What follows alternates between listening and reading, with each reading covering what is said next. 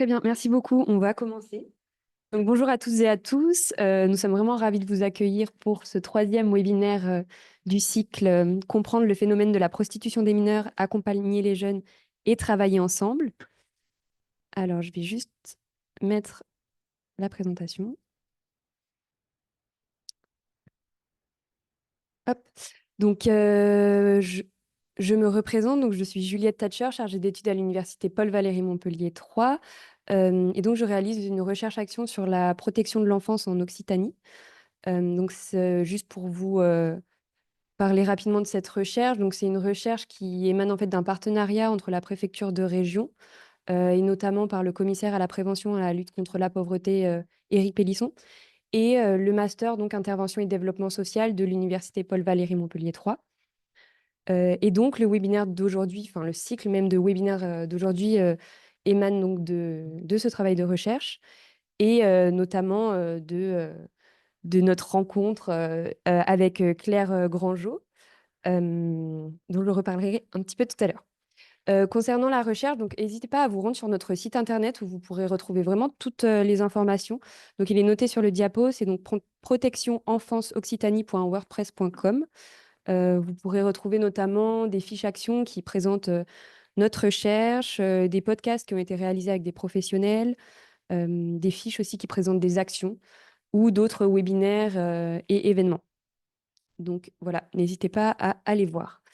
Juste donc pour recontextualiser le travail d'aujourd'hui, donc le webinaire d'aujourd'hui s'inscrit en fait, comme je le disais, dans un cycle plus large de 3 webinaires et qui a vraiment été complètement co-organisé avec Claire Grangeot, donc, qui est responsable du dispositif Le Fil de l'Amicale d'Uni 34 et qui est également formatrice et que je remercie vraiment grandement pour cette belle collaboration et pour ta disponibilité et ton expertise. Voilà, vraiment, merci beaucoup. Et donc pour juste rapidement vous rappeler donc, les webinaires qui ont eu lieu. Donc on a eu un premier webinaire le 26 juin dernier qui était donc animé par Claire et qui portait plutôt sur la compréhension du phénomène de prostitution des mineurs et le repérage des jeunes. Ensuite, le deuxième, le 13 septembre, portait plutôt sur l'accompagnement des jeunes à risque ou en situation de prostitution. Et donc, pour ce webinaire, on a eu la chance d'accueillir donc Julia Hall, qui est psychologue au sein du dispositif Le Fil, Ophélie Ruyant, qui est chef de service au sein de l'AMEX Marie-Kézergue, et Aurélie Crombec, qui est donc sage-femme au sein du centre de santé sexuelle porté par le conseil départemental de l'Hérault. Donc, si ces webinaires vous intéressent, vous pouvez retrouver les replays sur notre site internet et notre chaîne YouTube. Donc, n'hésitez pas, si vous voulez les revoir ou surtout à les partager aussi à des professionnels qui pourraient être intéressés. Et donc, concernant le webinaire d'aujourd'hui, donc il va porter plutôt sur le travail partenarial concernant donc la prise en charge des mineurs à risque ou en situation de prostitution. Au niveau de l'organisation, il est prévu sur 2 heures. Et il sera plutôt divisé en 2 temps. Donc un premier temps où les professionnels ici présentes pourront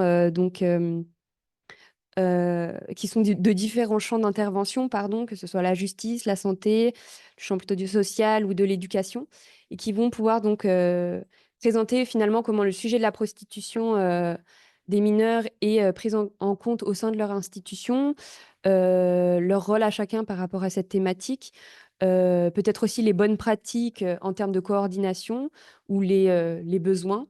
Et puis finalement aussi les cadres et les limites de chaque institution par rapport à ce sujet. Donc voilà, on est beaucoup, enfin on est nombreuses aujourd'hui. Donc j'espère que ce ne sera pas trop frustrant au niveau du temps de parole.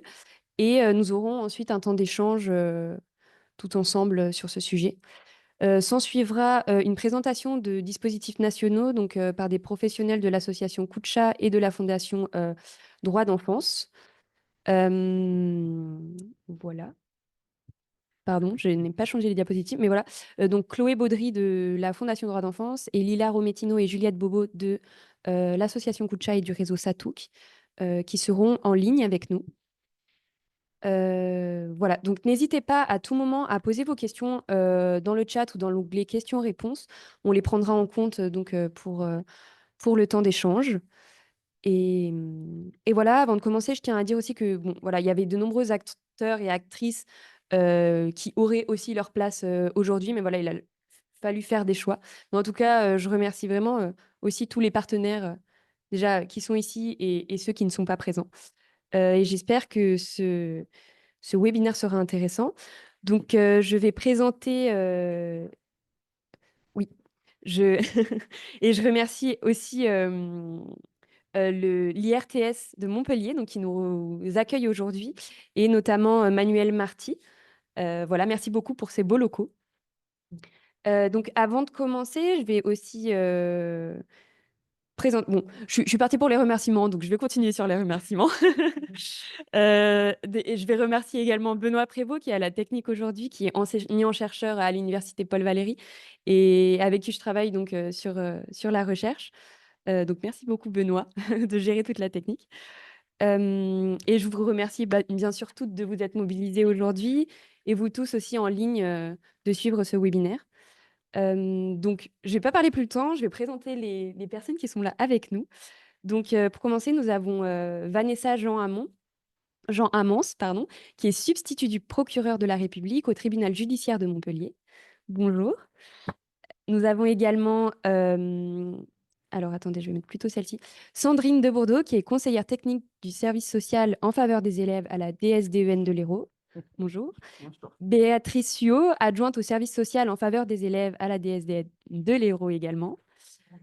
Nous avons également avec nous Valérie Tiss, qui est donc, pardon, qui est donc docteur aux urgences pédiatriques au CHU et à l'UAPED-GED de Montpellier. C'est bien ça? Oui. Nous avons Marine Guerrieri, qui est adjointe à la direction enfance et famille du conseil départemental de l'Hérault. Et Cilia Selvacano, qui est donc RTEF au sein du conseil départemental de l'Hérault également. Bonjour à toutes. Et nous avons donc Claire Grangeau, mais dont j'ai parlé tout à l'heure. Donc voilà, je ne vais pas parler plus longtemps, je vais laisser donc la parole à Vanessa Jean Amance, qui est donc substitut du procureur de la République. Je vous remercie. Bonjour, je remercie d'abord Madame Thatcher et Madame Grangeau de m'avoir invitée à ce premier webinaire. Malheureusement, nos emplois du temps assez chargés font que je n'ai pas pu participer au précédent, donc je me réjouis d'être présente aujourd'hui. Je pensais brièvement rappeler quel était l'arsenal législatif qui existait en France concernant la prostitution des mineurs dans un premier temps. Dans un second temps, je pensais exposer les protocoles qui pouvaient exister dans certaines régions de France et à partir desquels nous, on cherche à s'inspirer. Ensuite, j'aborderai la question de savoir comment spécifiquement la prostitution des mineurs est traitée au sein du tribunal judiciaire de Montpellier et quels sont nos objectifs, parce que j'y reviendrai, c'est encore à l'état d'ébauche et il y a beaucoup de travail à réaliser. Et nous avons déjà commencé, notamment en partenariat avec Madame Grangeau, mais il y a voilà, beaucoup de travail encore à réaliser. Alors, sur ce qui existe, j'imagine que vous le savez déjà, mais je tiens à préciser que c'est une stratégie nationale d'envergure qui est mise en place depuis quelques années par le gouvernement. À partir de quoi? À partir d'une une loi du 4 mars 2002 sur l'autorité parentale qui interdit la prostitution des mineurs et qui considère, c'est important, les mineurs qui se prostituent comme des victimes.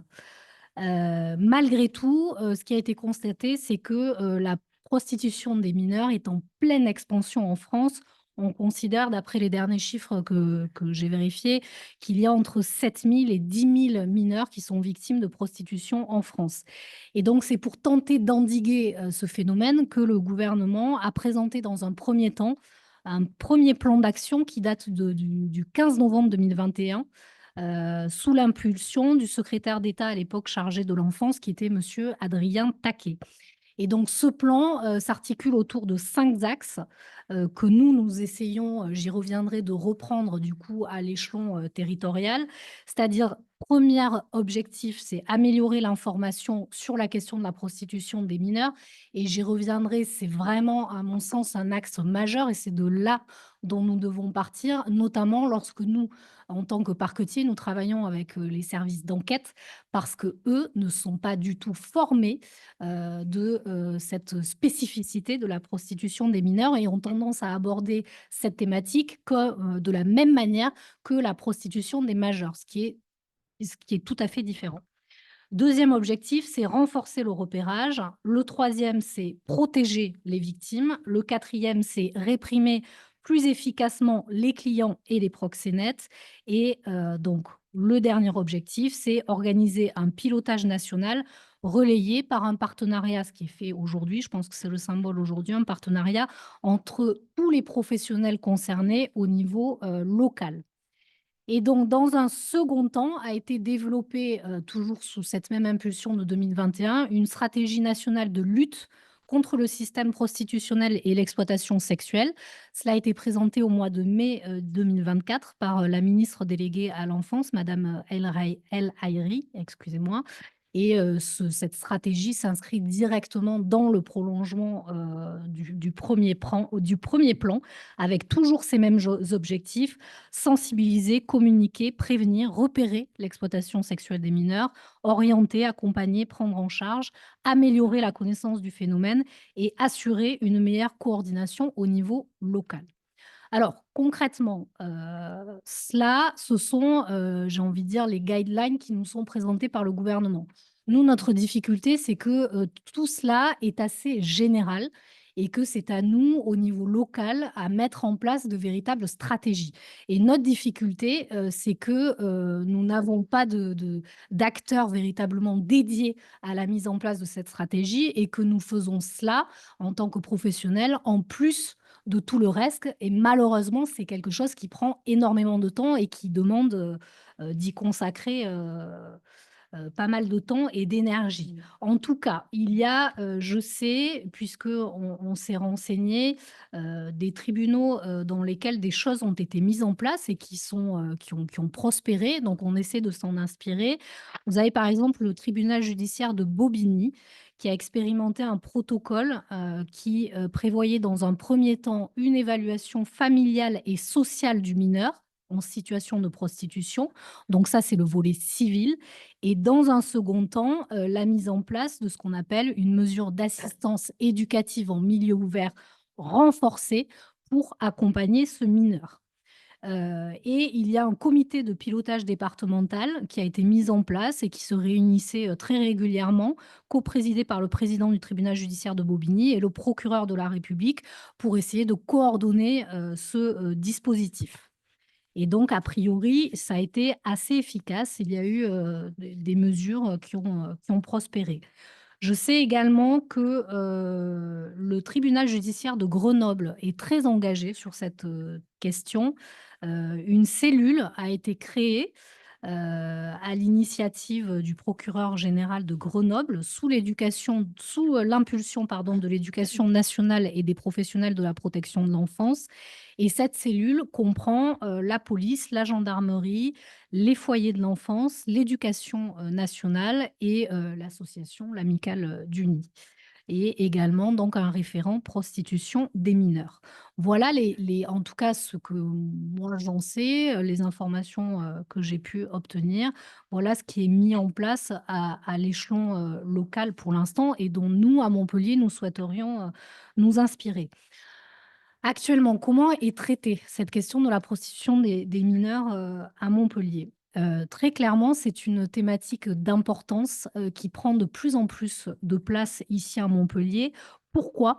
Parce que, malheureusement, elle est directement en lien avec les foyers d'accueil, des mineurs, notamment je pense à 2 foyers qui posent problème. Ce sont les foyers d'Aiglon et de Marconi qui, j'en discutais avec, la directrice, adjointe de l'enfance nouvellement, nommée, sont des foyers qui posent problème de par leur configuration géographique. Parce qu'en fait, ils sont dans des secteurs qui sont, minés par le trafic de stupéfiants et forcément, ça amène toute une population extrêmement problématique qui gravite autour de ces foyers et qui cherche, à recruter, des jeunes filles. Et clairement, aujourd'hui, ce qu'on a constaté, c'est que l'entrée en foyer, de ces mineurs est un facteur majeur de risque d'entrée en prostitution. Et aujourd'hui, on se rend compte que, on est passé finalement, d'une mesure de placement qui est censée, je le rappelle, être une mesure de protection des mineurs à, une mesure qui finalement les met en danger. Je le dis, très très ouvertement, c'est à un tel point, nous, aujourd'hui, dans notre pratique en qualité de procureur de la République, que lorsqu'on reçoit des signalements urgents s'agissant, alors pas forcément, hein, bien évidemment, de victimes de mineurs de prostitution, de tous ordres, de mineurs qui sont en danger dans leur milieu familial, notamment pour les jeunes filles de la tranche d'âge 13-16 ans. Lorsqu'on reçoit des signalements qui nécessitent une mesure de placement en urgence, qu'on appelle une ordonnance de placement provisoire, on réfléchit à 3 fois avant de placer ces jeunes filles parce qu'on est parfaitement conscient du risque majeur derrière d'entrer en prostitution. Voilà où on en est aujourd'hui. Donc c'est extrêmement compliqué. C'est-à-dire qu'aujourd'hui, on va prendre plutôt le risque de laisser cette famille dans sa famille originelle où potentiellement, il existe des violences, que plutôt, j'ai envie de dire, l'envoyer dans la gueule du loup et qu'elle soit en situation de prostitution le lendemain. Parce que c'est de ça aujourd'hui dont on parle. Donc c'est extrêmement, compliqué. Ce qu'on a constaté à Montpellier, c'est, une réception croissante des signalements, soit de la part de l'aide sociale à l'enfance, soit, de l'amicale du nid, voire du juge des enfants concernant des mineurs en situation avérée ou soupçonnée de prostitution. Pour l'heure, c'est en train de changer. C'est ce sur quoi on travaille avec, madame Grangeot. Les dossiers sont traités pour la majeure partie par le commissariat de Montpellier, par la section, la sûreté départementale, qui est en charge notamment des stupéfiants et de la prostitution, majeure. Sauf que comme je le disais, en propos liminaire, la difficulté, c'est que, ces enquêteurs ne sont absolument pas formés sur la question de la prostitution des mineurs et donc on se retrouve lorsque, ce qui est déjà extrêmement compliqué, les mineurs font, le pas de vouloir venir déposer plainte et qu'elles sont prêtes à ce qu'on recueille leurs paroles. Le problème, c'est qu'elles sont très mal accueillies, et que, forcément, c'est complètement dissuasif pour elles et derrière, nous n'obtenons aucun élément et les enquêtes, échouent systématiquement. Ce que je peux dire, c'est que donc aujourd'hui, dans le cadre du travail qui est réalisé avec l'amicale du nid, on a recensé un certain nombre de situations, dont on sait que, les mineurs, masculins ou féminins, sont, en situation potentielle de prostitution. On a des signalements. Ces signalements sont conservés, gardés, j'ai envie de dire en veille, de manière à ce qu'ensuite on puisse diligenter des enquêtes pour que ce soit efficace. Là, en ce moment, pour l'instant, tant que rien n'est mis en place, rien ne fonctionne de manière correcte, on garde sous la main ces signalements en attendant d'avoir, des équipes d'enquête dédiées qui sont en capacité, de travailler sur ces questions. Alors, plus, pratiquement, comment nous parviennent ces signalements? Ces signalements nous parviennent soit, par courrier, à l'attention, du procureur de la République, au pôle famille, la section des mineurs, soit par courriel à une adresse dédiée, lorsque la situation est, urgente et donc c'est affecté à un parquetier, mineur qui est de permanence, à raison à peu près d'une semaine sur 3 sur ces, signalements à traiter en urgence et en fonction donc des éléments qui nous sont transmis, nous choisissons donc de saisir un service d'enquête pour, diligenter, une enquête, pénale. La difficulté, c'est que les signalements que nous recevons, et là aussi c'est un axe majeur de travail, là-dessus, les signalements que nous recevons sont souvent, très peu précis. Ils ne font état que de seules supputations ou de seules suspicions avec la difficulté supplémentaire qu'ils mettent potentiellement en jeu, et je pense que ma collègue en est parfaitement consciente, hein, c'est pour ça qu'il faut qu'on travaille de concert sur la question. Ces signalements mettent clairement en jeu la responsabilité du conseil départemental et a posteriori de l'État, hein, clairement, s'agissant du lieu des faits et du lieu de recrutement des jeunes filles dans les foyers. Il y a 2 situations qui se présentent à nous dans le cadre de ces signalements. Soit ce sont des mineurs qui sont, parfaitement inconnus du système de l'aide sociale à l'enfance, soit ce sont des mineurs placés dans le cadre d'une procédure d'assistance éducative et la difficulté, c'est que ces mineurs en situation de prostitution ne se considèrent souvent pas comme des mineurs, victimes en réalité ou, sont, souvent, extrêmement, fuyants ou fuyantes et sous l'emprise permanente, du réseau. Ce qui pose véritablement cette problématique du, recueil de la parole de ces mineurs. C'est pour ça que, nous travaillons avec, madame Grangeot, à essayer de monter une équipe dédiée à Montpellier. C'est-à-dire que moi, j'ai souhaité que ces enquêtes, concernant les prostitutions de mineurs, susceptibles d'être victimes de prostitution soient exclusivement confiées, ce qui me semble en fait aller de soi, mais ce n'était pas le cas jusqu'à présent, à la brigade des mineurs au sein du commissariat de Montpellier. La brigade des mineurs, elle est spécialisée sur cette question. Donc moi, j'ai cherché à ce qu'il y ait au moins 2 référents, au PJ, officier de police judiciaire, qui soient nommés pour suivre ces affaires, pour accueillir ces mineurs, et pour donc suivre les enquêtes. Donc ça, c'est en train de se mettre en place. Là, nous avons, 2 référents qui ont été nommés au sein de la brigade des mineurs. Madame Grangeot, m'a indiqué, juste avant, le début de ce webinaire que, il y avait eu, des retours positifs s'agissant, de 2 situations de mineurs, qui nous ont été, signalés justement par madame Grangeot et qui ont été orientés vers ces 2 référents, du commissariat de police de Montpellier et manifestement ça s'est très bien passé. Ce qui n'était pas le cas avant.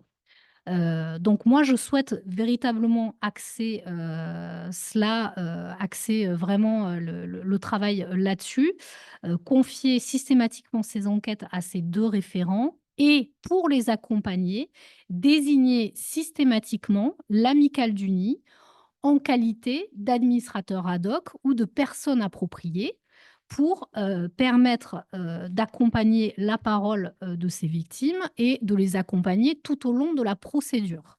Le but, c'est de vraiment, parce qu'on sait que c'est un travail de longue haleine, de les mettre en confiance et de préparer le terrain pour que lorsqu'elles sont entendues par les enquêteurs et qu'elles déposent plainte, lorsqu'elles sont prêtes à déposer plainte, elles donnent le maximum d'éléments possibles pour permettre après de dérouler et de diligenter une véritable enquête de police.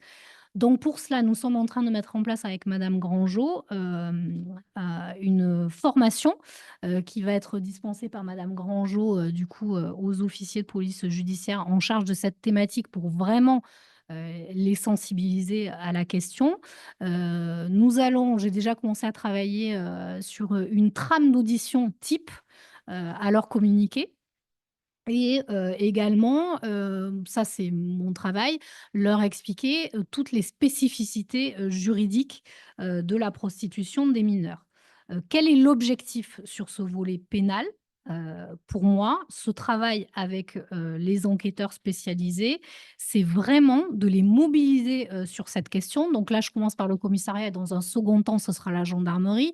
Mais il est vrai que, là, nous, les signalements qu'on reçoit, c'est essentiellement des signalements qui concernent, des mineurs victimes de prostitution à Montpellier. Il y a moins le cas, effectivement, dans des zones plus éloignées de Montpellier. Mais dans un second temps, il faudra aussi sensibiliser la gendarmerie. Et ensuite, le but, c'est de, monter de véritables enquêtes, pour derrière qu'il y ait, une réponse pénale, la plus efficace, voir, ce qui se fait et je sais que c'est ce qui se faisait notamment à Bobigny, pour que derrière, il y ait une réponse pénale forte de type comparution immédiate. En fait, ce serait ça, l'objectif. Mais pour ça, il faut, monter de véritables enquêtes avec des éléments, de preuve, tangents. Et j'en terminerai par là, le deuxième volet sur lequel il faut qu'on travaille et pour l'instant qui est, complètement à l'état d'ébauche et voilà, nous devons, en parler avec, ma collègue ici présente, c'est le volet civil, que j'évoquais. C'est, mettre en place une évaluation, sociale, spécialisée en partenariat, avec l'aide sociale à l'enfance, l'amicale du nid et le juge des enfants lorsqu'on reçoit un signalement concernant un mineur ou une mineure en situation potentielle de prostitution et envisager derrière la mise en place d'une assistance éducative en milieu ouvert renforcée, conjointe entre tous ces acteurs. Et il me semble que cette phase d'évaluation est essentielle parce que de toute façon, il n'y a jamais de saisine du juge des enfants sur la base d'une situation de prostitution. Les mineurs arrivent systématiquement devant le juge des enfants pour d'autres raisons. Donc, il est important, d'assurer ce lien, de l'expliquer et d'assurer la formation des professionnels de l'aide sociale à l'enfance de la CRIP, du SDIP ici, dans le cadre de l'évaluation, sur cette thématique. Voilà un petit peu, si je puis dire, le chantier qui est en cours concernant, cette question centrale de la prostitution des mineurs, à Montpellier. Merci beaucoup, madame Jean Amance. Peut-être Claire, est-ce que tu veux ajouter quelques mots du coup, vu que par rapport aux différents projets? D'accord. Oui, oui, juste, mais merci Ouais. déjà. Merci de partager ça et merci de l'engagement aussi du parquet sur ce sujet parce que c'est quand même un sujet, pas évident. On est tous aux prises et toutes aux prises, sur ce sujet-là. Donc moi, ça me fait, enfin, je l'entends que voilà, il y a du travail à faire, mais il est en cours et il est engagé et je trouve ça intéressant. Surtout juste pour informer parce que madame, Laura Samzoum, la déléguée aux droits des femmes, de l'Hérault, du coup, est aussi engagée sur cette problématique, notamment, à travers la lutte contre la prostitution, le système prostitutionnel et notamment des mineurs et va engager aussi avec la préfecture et le parquet, des temps de travail entre les institutions pour favoriser des protocoles de travail, des fiches actions entre les différentes institutions pour favoriser, la sortie de l'emprise, de ces jeunes-là, même si on sait, que ça prend du temps. Mais en tout cas, moi, je suis ravie parce que du coup, cette problématique sur le territoire, elle est parlée à peu près, on va dire, depuis 4 ans. Et là, on voit quand même, de plus en plus d'avancées. Le travail social repère de plus en plus, honnêtement, puisque du coup, il y a de plus en plus de signalements, donc ça veut dire qu'il repère de plus en plus de coopération et c'est vrai que là, la marche, de la partie judiciaire, est vraiment importante puisqu'on voit bien que dans certaines situations, quand cette marche, elle se fait pas, bah, du coup, les mineurs, c'est compliqué pour elles, d'aller vers leurs droits et d'être reconnues, victimes. Donc voilà, c'était juste ça que je souhaitais, partager, et je crois qu'on va continuer. Oui. Merci beaucoup Claire et encore merci, madame Jean Amance. Je vais laisser du coup maintenant la parole à Sandrine de Bourdeau et Béatrice Sio de la DSDEN. Merci d'être avec Merci nous. beaucoup. Merci Madame Jean Amance également de toutes ces informations. Voilà, donc c'est vrai que l'éducation nationale que je représente ici, je vais dire une chose tellement évidente, mais qui est importante à rappeler, on accueille au quotidien des élèves qui viennent s'instruire. Donc effectivement, on les a sous la main et on peut y observer certaines choses. Alors, le premier rôle, effectivement, de l'institution, c'est d'instruire, mais aussi, il faut noter que depuis de très nombreuses années, quand même, je suis assez ancienne pour pouvoir le dire, on travaille à l'éducation nationale d'autres sujets, hein. On est bon, de très malheureusement médiatique, tout ce qui va concerner le harcèlement. On est aussi actuellement sur des projets en santé mentale. Et je pense que la prostitution, le système prostitutionnel des mineurs est vraiment une thématique qui nécessiterait une formation particulière. J'en parlais avec Claire tout à l'heure, hein, tellement les signaux sont évidemment faibles, hein. Vous parliez, Madame Jean Amance, de la difficulté de supputation, etc. On est, nous, dans la même problématique, c'est-à-dire que les enseignants, mais on a aussi, pas assez, je vais le dire, mais d'infirmiers et d'assistants de service social dans les établissements qui pourraient peut-être être un peu mieux alertés et formés pour repérer ces situations qu'on a forcément sous les yeux à un moment donné quand les jeunes viennent à l'école. Ce n'est pas toujours le cas, mais en tout cas, une partie vient. On a eu, nous, ici, à repérer des situations avec des clignotants assez forts. La difficulté, ça a été effectivement de ces clignotants en faire quelque chose qui soit suffisamment éclairant pour les magistrats, pour les parquets. Ça reste difficile parce que, bien évidemment, je vais faire une petite note d'humour, mais il est rare que les jeunes viennent dans le bureau de l'infirmière ou de l'assistante sociale en disant coucou, je me prostitue. On est bien sur des observations et les temps d'échange entre les différents acteurs d'un établissement. Hein. Je parlais des enseignants, il y a les conseillers d'éducation, les agents, enfin, on a tous ces personnels-là qui, à des temps différents, sont en contact avec les jeunes et qui peut-être devraient se parler un peu plus souvent.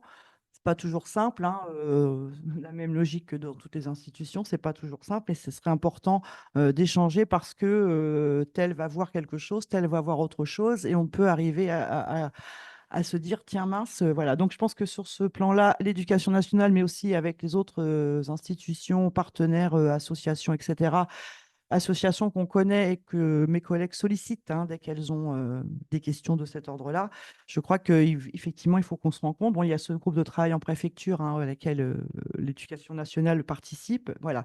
Mais il faut qu'on arrive vraiment à parler de ce phénomène. C'est pas simple non plus sur certaines représentations. Voilà, pour un enseignant qui fait bien son travail, j'ai pas d'inquiétude là-dessus. C'est quand même difficile de se dire, mais ça, tiens, cette gamine, c'est marrant, elle met des fringues de luxe là, depuis quelques temps, qu'est-ce qui se passe? Une fois sur deux, elle est pas à mon cours. Enfin, ces petits clignotants-là vont lui faire dire quelque chose. Après, nous, on l'aborde, nous, l'institution, on l'aborde sous l'angle de la protection de l'enfance, c'est-à-dire que on a désormais une trame avec ce motif indiqué, la prostitution des mineurs. Mais encore une fois, il faut vraiment que nous aussi, on sensibilise nos collègues. La difficulté étant qu'on sensibilise nos collègues à peu près à tout. Donc, il faut qu'on fasse des choix. Et je pense qu'il va falloir qu'on sensibilise vraiment les enseignants, pas que les AS et les infirmiers, ni les conseillers d'éducation à cette thématique. Oui, moi, je tenais à remercier aussi Madame Jean Hamand et Madame Grandjeau pour tout ce travail enclenché. Effectivement, cette notion de manque de formation des partenaires dans leur ensemble est assez criante et il était urgent de mettre en place une action là-dessus. Je voulais ajouter aussi que dans les établissements scolaires, il ne se passe pas rien non plus, hein. Il y a beaucoup d'actions de prévention qui sont faites dans les collèges et lycées sur la thématique de la relation amoureuse, du rapport à l'autre, etc. Et la notion de consentement aussi. Donc, nous, ce qu'on pourrait envisager de préconiser peut-être un peu plus fortement, c'est peut-être d'intégrer systématiquement ce volet prévention à ces actions. Ça paraît un peu plus difficile d'entrée de jeu, de proposer une prévention à la prostitution. On sait bien on ne doit pas leur donner des idées non plus à nos jeunes. En revanche, nous avons, nous, participé, et j'en remercie le Mouvement d'Uni, à une formation de 3 jours qui nous a beaucoup alertés, Madame de Bourdeau et moi-même. Et c'est vrai qu'au retour, à la lecture des signalements que nous recevions, nous nous disions, mais là, ça nous paraissait assez clair qu'il y avait des situations où possiblement on risquait de passer à côté d'un phénomène de prostitution. Mais effectivement, les signaux que nous avons sont plus des signaux faibles à l'éducation nationale que des signaux forts. Les signaux forts, ces jeunes-là sont repérés dans la rue par la PJJ ou par d'autres partenaires ou par les collègues du conseil départemental qui travaillent sur les placements, etc. Donc, il y a un gros chantier à faire. Sur la formation des policiers et des gendarmes, ça me paraît essentiel. On a connu un petit peu les mêmes problématiques de formation quand il s'agissait de travailler sur les violences intrafamiliales. Et là, c'est pareil, c'est un gros chantier et merci à vous de l'avoir enclenché. Voilà, oui, c'est vrai que sur notre place à Béatrice et moi-même ici, c'est de conseiller techniquement l'ensemble des personnels de l'éducation nationale qui travaillent dans le département de l'Hérault. Donc, ça représente beaucoup de monde. Donc, on essaie d'être, pas au fait, parce que c'est jamais le cas, mais en tout cas d'être le mieux, de connaître qui peut nous aider sur certaines situations et d'avoir quand même une sensibilisation à différents phénomènes, dont celui de la prostitution. Donc, c'est vrai que de nomination conseiller technique est bel et bien celle-là. Mais effectivement, une fois que nous, on a ça, voilà, comment on fait, qu'est-ce qu'on fait? Et je m'associe complètement à ce chantier, à ce travail qui me semble fondamental sur ce thème. Merci.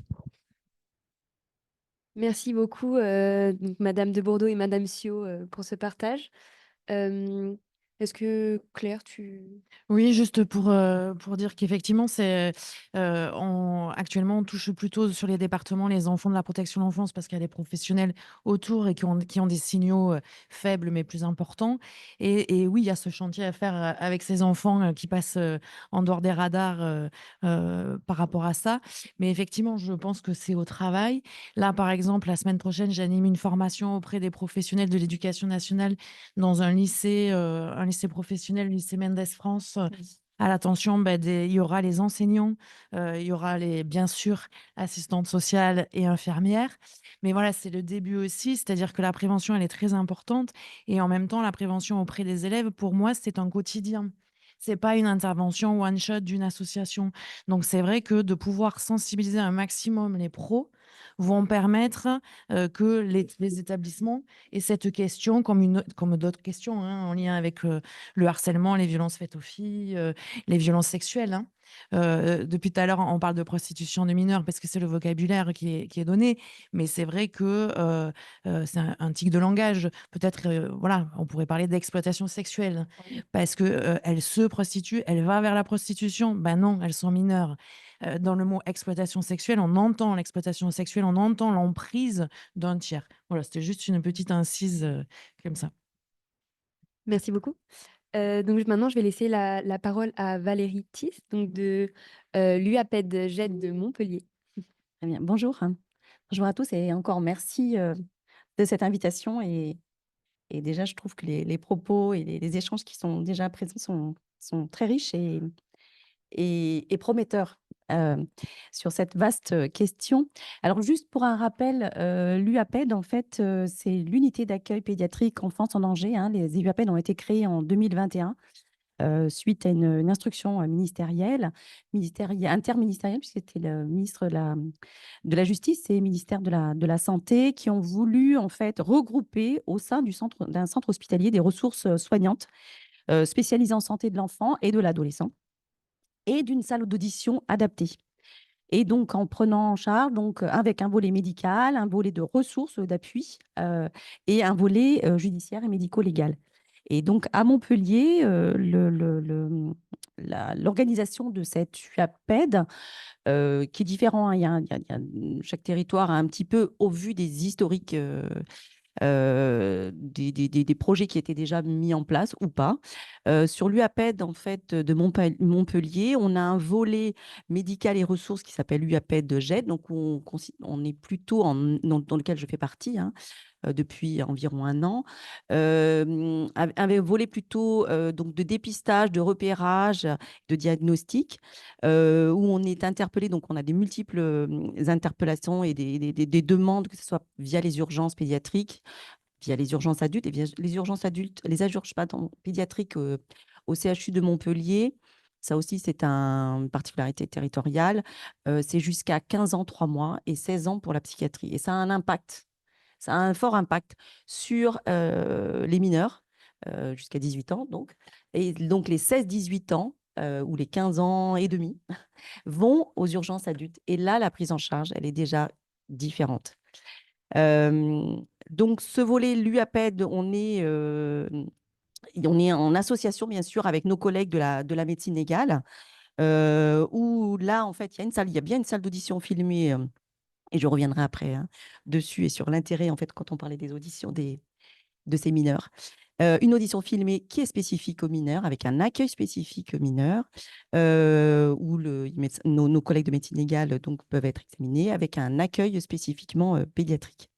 Et des évaluations, bien sûr, psychologiques. Et donc, notre équipe, nous, de côté GED, c'est-à-dire donc ce que je disais, plus repérage, diagnostic, et en tout cas hors réquisition, Nous avons la chance en fait d'une équipe qui est presque complète, avec une infirmière coordinatrice, une secrétaire, une psychologue, une infirmière qui est en lien avec qui travaille également en pédopsychiatrie.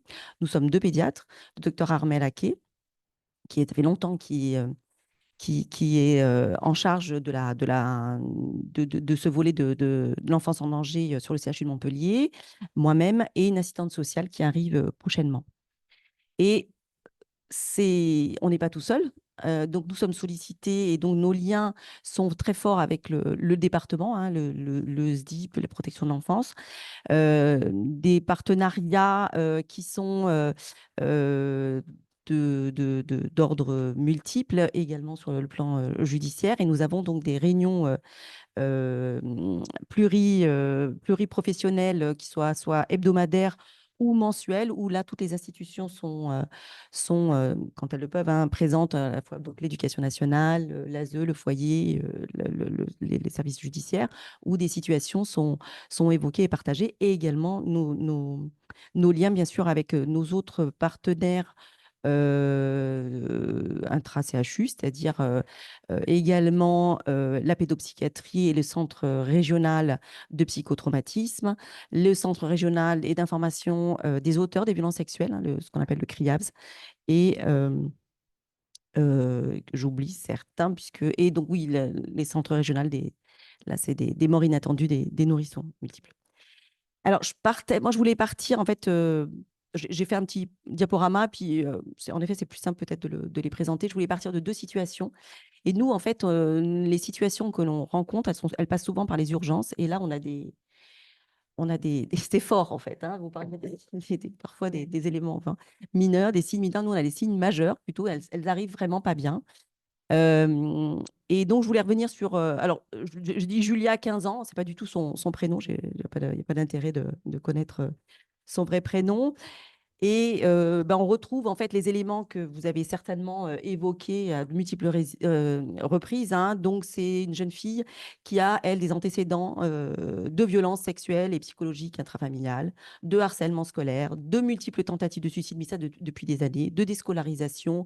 Elle est déscolarisée, elle revient quelques mois, elle repart.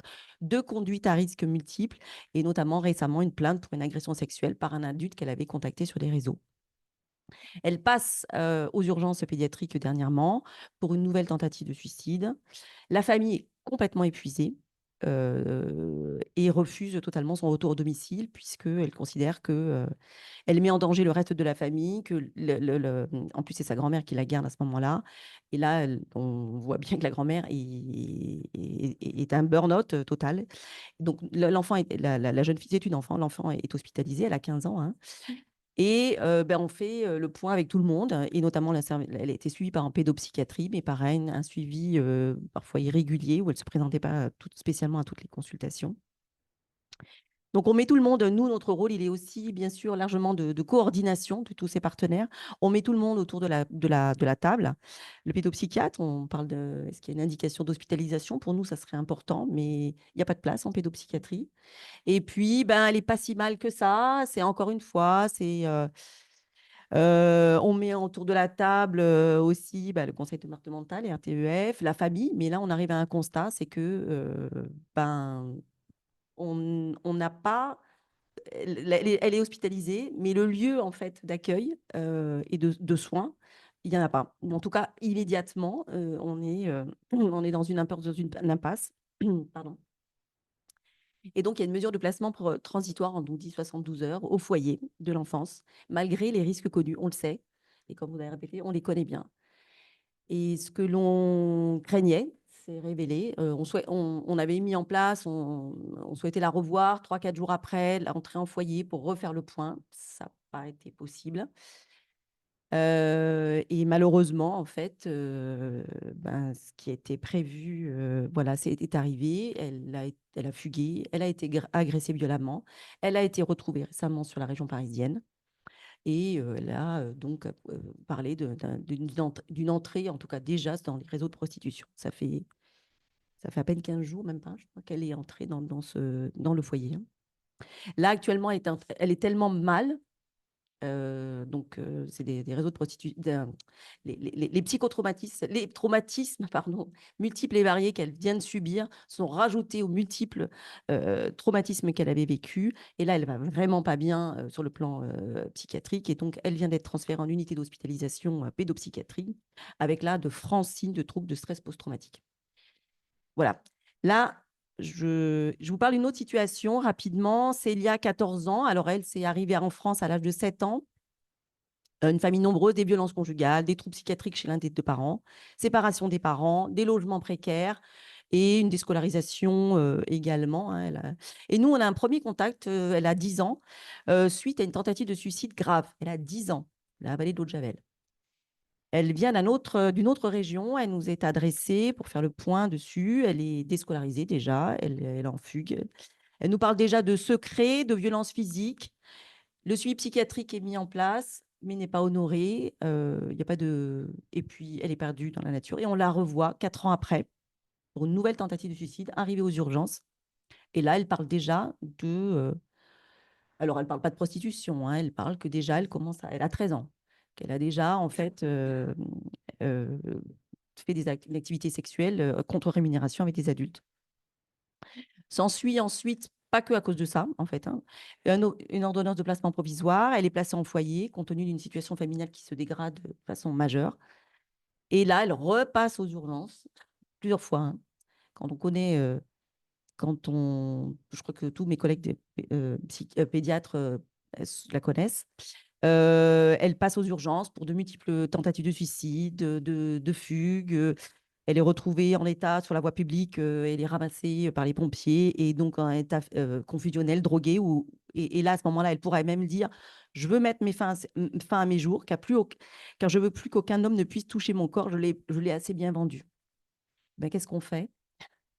Qu'est-ce qu'on fait dans ces situations-là? Ben, on est en grande difficulté. Donc là, on avait réussi à l'hospitaliser. On avait fait le lien avec votre association, avec les consultations d'addictologie, parce que bien sûr, en effet, il y a, comme on l'a déjà répété également, un problème d'addictologie et de consommation de différents toxiques, des bilans médicaux qui ont été faits, hein, elle avait une infection sexuellement transmissible également, des consultations d'adolescents, et puis elle est retournée en foyer, et puis je crois qu'elle est repassée dernièrement encore aux urgences pour de nouvelles violences. Voilà, donc c'était un petit peu pour un peu je veux dire, partager, je pense, la situation un peu de tout le monde. Nous, aux urgences pédiatriques, c'est un phénomène qu'on sent augmenter, bien sûr, mais je pense qu'on sous-estime largement. On voit que ces jeunes filles qui vraiment ont des tableaux majeurs, mais qu'on sous-estime, que les repérages, en effet, là, cette jeune fille qu'on a vue à 10 ans, il y avait des éléments, en effet, mais on n'a pas perçu, ou voilà, je jette la pièce à personne, hein, c'est l'ensemble de la société qui doit être protecteur de ces jeunes gens. On n'a pas de protocole spécifique ou de dispositif spécifique, hein, et je pense que je le souhaite. Je souhaite qu'on développe tous ces partenariats pour justement que et ce rôle de coordination que nous, on est prêt à jouer du côté hospitalier, voire un peu plus, hein. Ça, on a en plus on a les ressources, à la fois donc notre UAPED, mais bien sûr nos collègues de pédopsychiatrie qui sont également en première ligne sur la prise en charge de ces jeunes filles, nos collègues du centre de psychotrauma, nos collègues on a des collègues pédiatres qui sont spécialisés sur l'adolescent et sur tout ce qui est maladie sexuelle intime, sur les problèmes également sociaux. Nous, en tout cas, l'UAPED, on a une assistante sociale, on a la chance, elle arrive prochainement. Et c'est important, en effet, qu'on continue ce lien que nous savons également, que nous menons avec le département. Mais également, là, je voulais revenir là, quand vous parlez de l'audition, des 12 auditions filmées, parce que ça m'a interrogée. Et en effet, on le constate avec nos collègues de médecine légale. Les auditions, il y a une UAPED, il y a une audition, donc il y a une salle d'audition filmée au sein du CHU de Montpellier. avec donc tout le personnel qui est formé et à l'accueil, notamment de ces jeunes. Un accueil pédiatrique, c'est pas le même que celui qu'on dans les commissariats. Et il est insuffisamment utilisé pour l'instant. Et voilà, c'est donc encore un projet, entre autres, et je parle même pas de l'éducation nationale. Et là, on continue, bon, on se voit à nos réunions, mais et ça aussi à poursuivre. Merci. Merci beaucoup, Madame Thiss, pour tous ces éléments. Est-ce que Claire, tu veux rajouter quelque chose?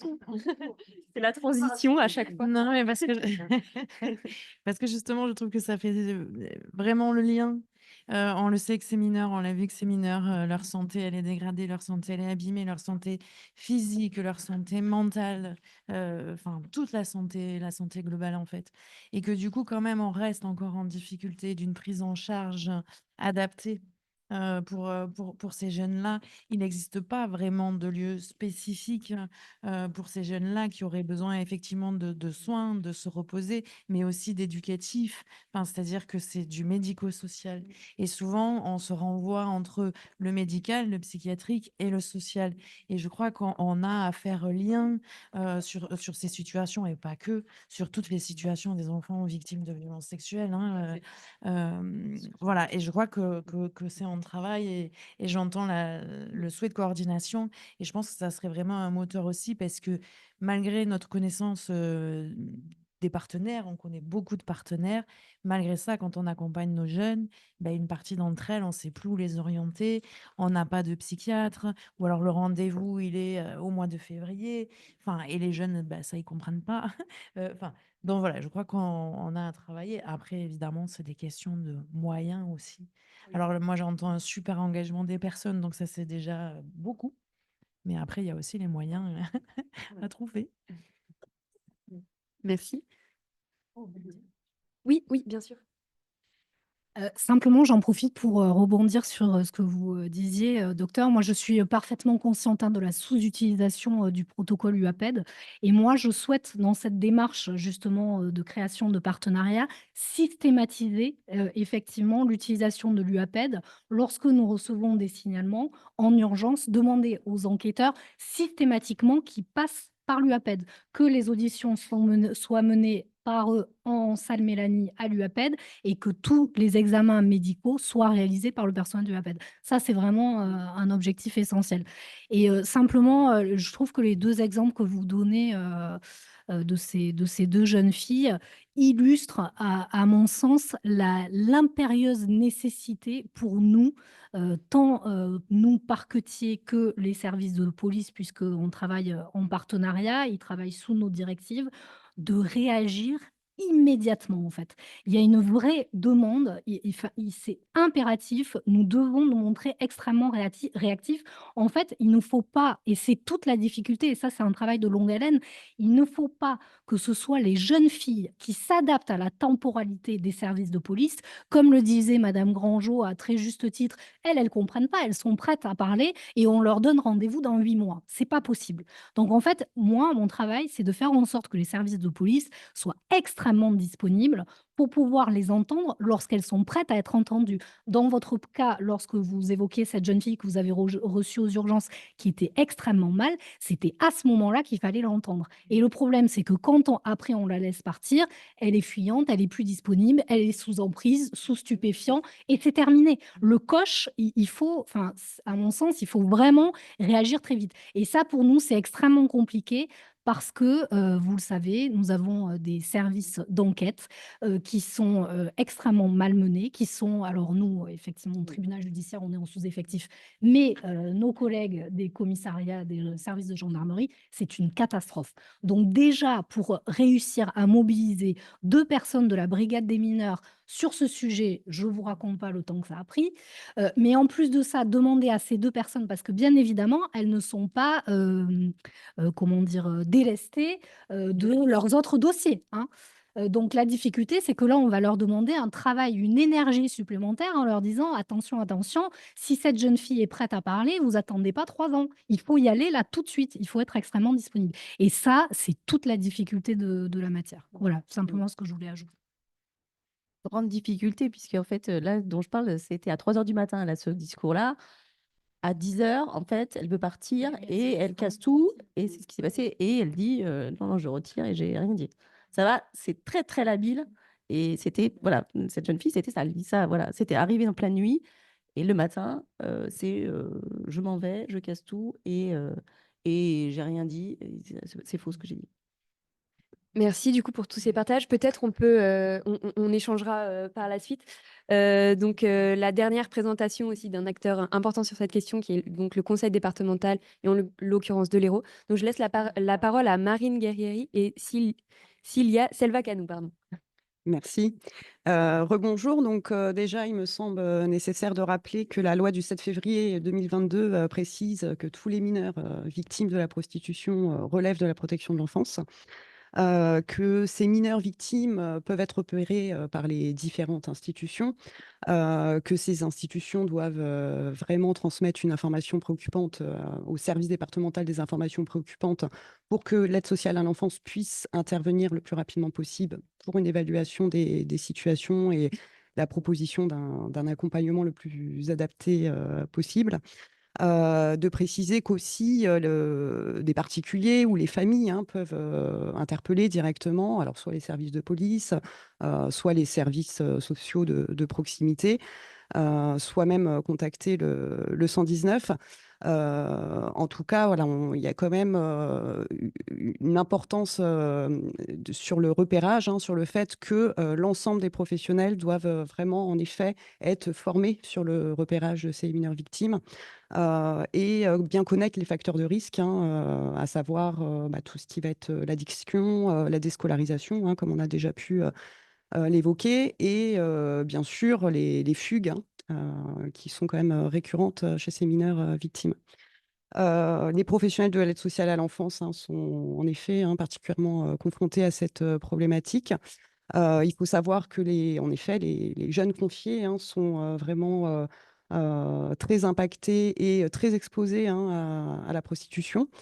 Euh, donc, ce que je voulais préciser, c'est que dans le département de l'Hérault, une convention a été mise en place avec l'Amicale du Nid, afin que l'équipe du FIL puisse intervenir donc dans les structures de l'aide sociale à l'enfance et les services de l'aide sociale à l'enfance pour la formation des professionnels et également pour soutenir les équipes pour l'accompagnement de ces mineurs victimes et également pour mettre en place des actions de prévention parce qu'il est essentiel de pouvoir repérer le plus précocement possible ces conduites prostitutionnelles parce que plus on attend et plus les jeunes sont inscrits dans la prostitution, plus il est compliqué en fait de les aider à en sortir.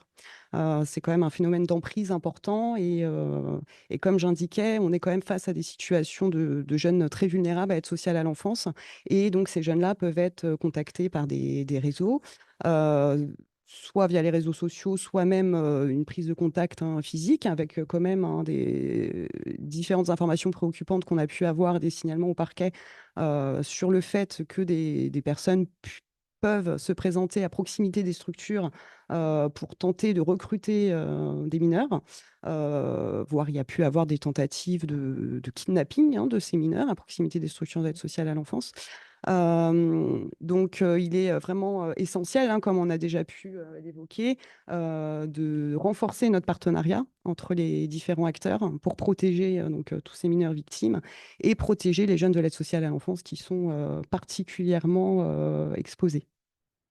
Il y a une fiche d'alerte qui a été mise en place également. Je vais laisser Vacanou en parler.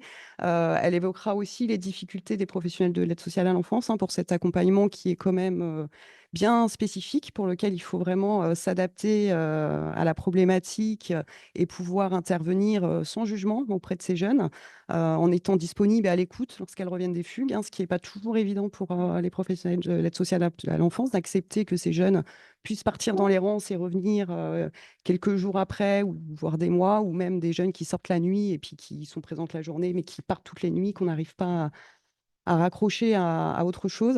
Donc voilà, je vais laisser Mme Selvacanou en parler, et puis ensuite j'évoquerai nos besoins et les améliorations à produire. Oui, bonjour à tout le monde. Donc, je suis responsable territoriale enfance-famille sur un secteur montpelliérain. Donc, je travaille en direct avec les travailleurs sociaux de terrain. Donc déjà, je voulais juste préciser, donc je rebondis sur ce que dit Madame Guerrieri. On a mis en place une fiche de coordination avec le parquet concernant, alors c'est une fiche alerte suspicion de pratiques prostitutionnelles, fiche que l'on doit en fait, alors que l'on doit transmettre systématiquement avec nom, prénom, date, lieu de naissance, en inscrivant également si c'est une jeune qui est confiée et si oui, sous quel statut elle est confiée, en précisant le lieu d'accueil où elle peut se trouver, en précisant également tous les éléments de contexte que l'on connaît, hein, parcours de vie, climat familial, réseau amical, fugue, éventuel traumatisme connu. Tout ce qui concerne les éléments qui nous laissent penser qu'il y a des faits de pratiques prostitutionnelles, éventuellement si nous avons, donc des identités, des coordonnées de témoins de ces faits, si nous avons connaissance de d'autres mineurs, qui sont présumés victimes. Voilà, donc cette fiche en fait, est adressée, donc au procureur. Elle est remplie systématiquement par les travailleurs sociaux. Alors et ce qu'il faut savoir, c'est qu'elle n'est, mise en place que depuis le mois de mai-juin. Donc pour l'instant, il y en a peut-être pas beaucoup qui sont remontés. Hem Ce que je voulais dire, moi, quand même, c'est que, la grande difficulté que rencontrent les travailleurs sociaux, sur cette thématique, c'est, la possibilité de maintenir un lien, et de trouver un point d'ancrage, pour ces jeunes. Essayer de les raccrocher à quelque chose, puisque en fait, ce sont des mineurs qui, la plupart du temps, vont venir livrer des choses, mais vont, partir aussi vite. Ce qui permet pas un suivi soutenu, en tout cas, de leur situation. Ce qui est bien quand même, c'est qu'il y a le fil qui est très bien identifié, et que systématiquement ces jeunes sont orientés sur le fil, hein, avec lesquels il y a une bonne collaboration de travail. Hem alors, concernant à partir du moment, à partir de quand pense-t-on à des suspicions de prostitution? Alors, on va aller sur des faisceaux d'indices, hein, comportement de mise en danger sur sortie nocturne, où on a des jeunes qui vont pas nous dire où ils sont et on sait qu'ils sont pas dans la famille. Consommation de produits stupéfiants, et ou alcool, déscolarisation, troubles alimentaires, rupture de lien avec le travailleur social et également avec le référent du fil, et tentative de suicide et autres. Voilà, à partir de ce moment-là, parce qu'effectivement, je rebondis sur ce que disait madame, le procureur. Il s'agit pas de dire, on pense qu'il y a suspicion de prostitution. Voilà, nous, notre rôle à nous, c'est de vérifier également qu'on ait suffisamment d'indices qui vont permettre de penser qu'il y a peut-être une suspicion de prostitution. Donc on essaye de rassembler tous ces éléments-là avant de saisir le procureur. Voilà.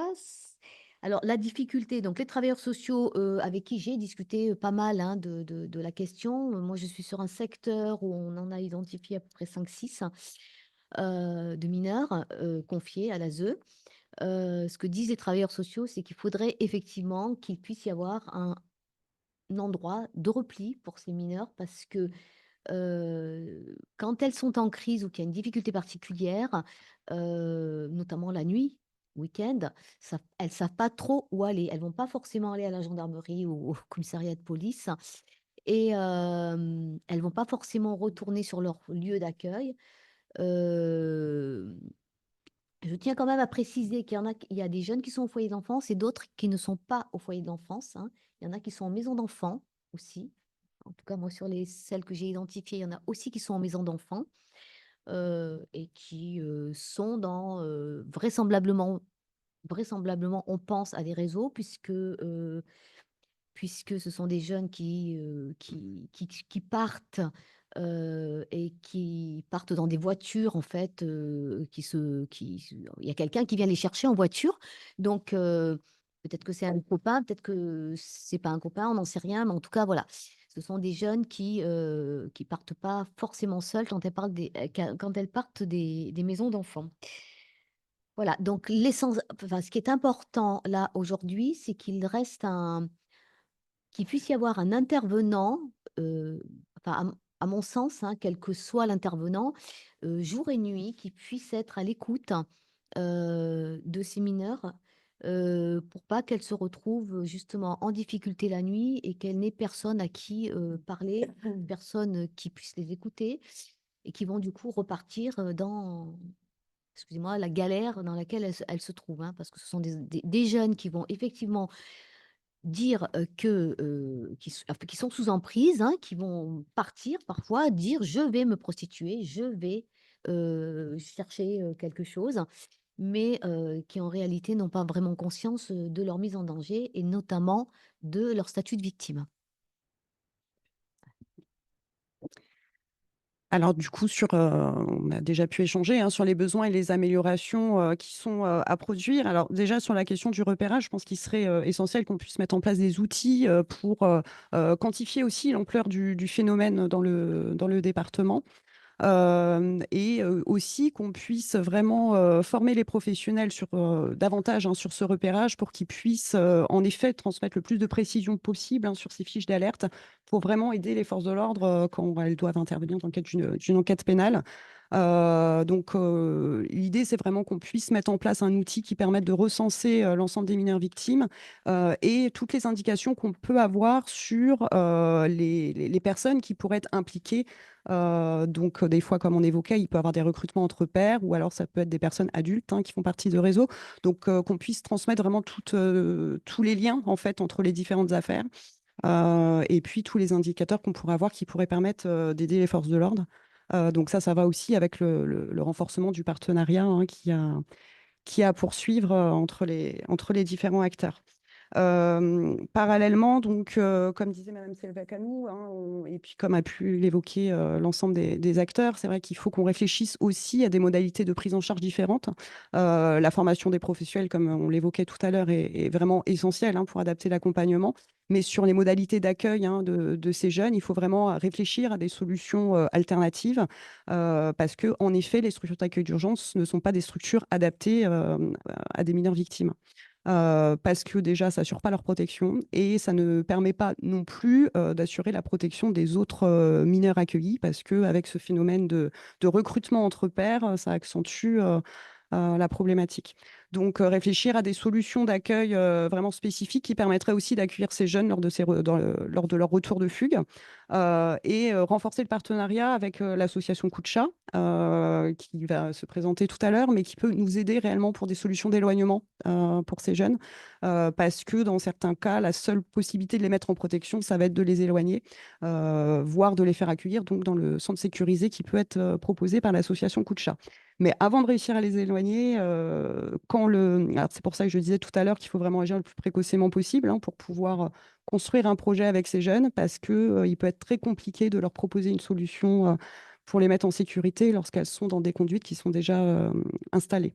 Donc, il nous faut quand même cette solution alternative avec la possibilité de petites unités pour ces jeunes qui pourraient les accueillir lors de leur retour de fugue et éviter en effet, qu'elles repassent systématiquement par le foyer d'accueil d'urgence. Voilà, c'est bon pour moi. Merci beaucoup pour tous ces partages. On peut du coup passer à un temps d'échange assez rapide, puisque nous aurons après la présentation de la Fondation Droits d'Enfance et du réseau Satouk dont vous parliez. Peut-être si...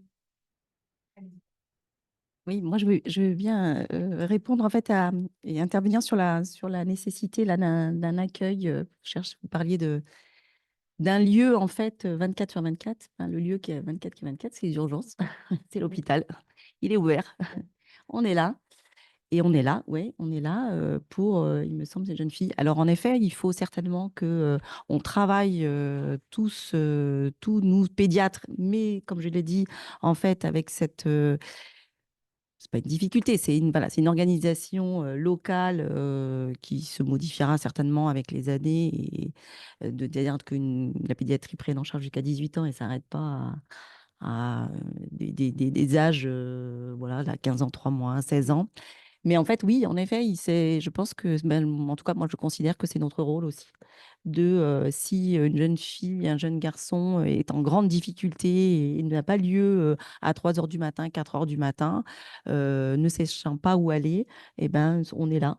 Peut-être pour quelques heures, et nous, en équipe UAPED, également, comme ça, ben, on n'est pas là 24 heures sur 24, je ne suis pas de garde 24 sur 24, mais en tout cas, nos collègues sont quand même globalement formés et ils font appel à nous pour justement peut-être en effet mettre en place le lendemain, mettre en place des choses, coordonner, proposer et justement bah, faire appel aux uns et aux autres pour chaque situation chaque situation est bien spécifique. En tout cas, je pense que ça peut être pour moi en tout cas, je le vois comme c'est notre rôle en tant que médecin mais à mettre en place et à y travailler dessus, puisque je suis pas seule sur ça. Mais en tout cas, je vois pas d'autres lieux d'ouverture 24 sur 24 de lieux, en tout cas. Voilà.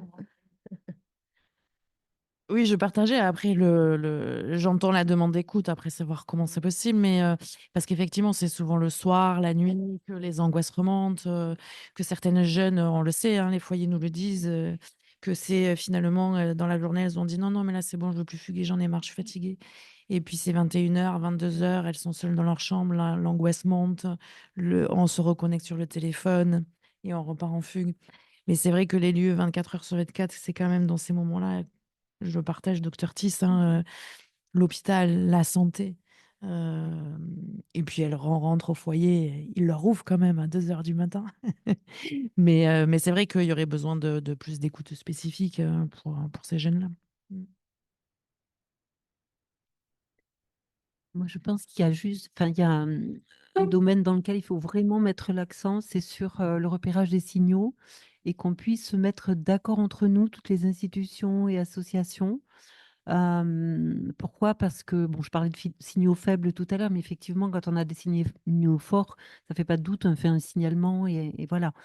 Mais je continue de penser que, enfin, il me paraît très intéressant que le parquet puisse se saisir aussi en amont.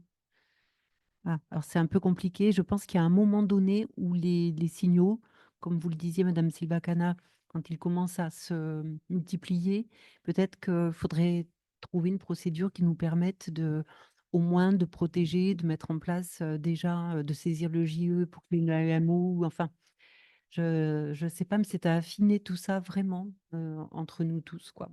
Voilà. Je me permets juste par rapport à ça, parce que c'est important. Des signaux en ANA, c'est comment les transmettre. Nous, on réfléchit à écrire un livrable justement pour les professionnels un peu hors travail social, plus pour l'éducation nationale, voir les parents. Enfin, voilà. Et en dehors de ça, ce que je voulais dire, si on veut agir en amont, je me permets, mais en tout cas, sur les jeunes qu'on accompagne, au fil, on a une expertise assez fine, elles nous parlent, elles nous disent ce qui s'est passé. 90 d'entre elles ont vécu des violences sexuelles avant la prostitution et je crois qu'on a un travail, à faire, sur les violences sexuelles faites aux enfants. Le rapport de la Ciivise, un enfant sur 10, 3 enfants par classe. Nous, sur les jeunes filles accompagnées, 90 ont vécu des violences sexuelles avant, 52 des violences sexuelles qu'elles ont vécues, elles étaient dans la famille, c'était de l'inceste. Donc je crois que si vraiment on veut remonter de la prévention à la prévention, voilà, souvent la prostitution, malheureusement, l'exploitation sexuelle, elle n'est qu'une conséquence de ce parcours de violence subie, de l'impact que ça a sur leur corps et de leur vulnérabilité qui font qu'elles sont des proies faciles. Et puis on va le rappeler, si la prostitution des mineurs, l'exploitation sexuelle des mineurs, elle est là, c'est parce qu'il y a des acheteurs, c'est parce qu'il y a des clients. S'il n'y avait pas de clients, il n'y aurait pas de mineurs en situation de prostitution, etc. Donc, il y a aussi tout le système à prendre. Chaque fois, il faut y penser. Chaque fois, il faut penser que quand on est face à une jeune fille, il y a peut-être 20, 30, 40 acheteurs derrière elle. Et il y a, dans la majorité des situations, du proxénétisme. Mm. Alors, moi, je voudrais juste rajouter par rapport à ce que vous avez dit, docteur Tiss.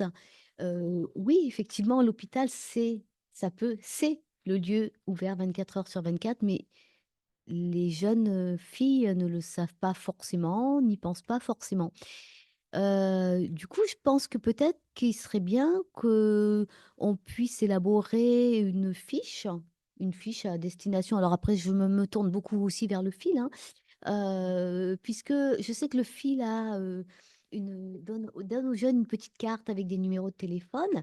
Et pourquoi ne pourrait-on pas rajouter sur cette petite carte qu'elles peuvent aussi contacter ou aller à l'hôpital? Parce que ces jeunes filles sont tellement en difficulté qu'elles ne sont pas forcément en capacité de réfléchir à tout ça. Et quand elles sont en panique et en crise la nuit, voilà, elles vont pas forcément penser à l'hôpital.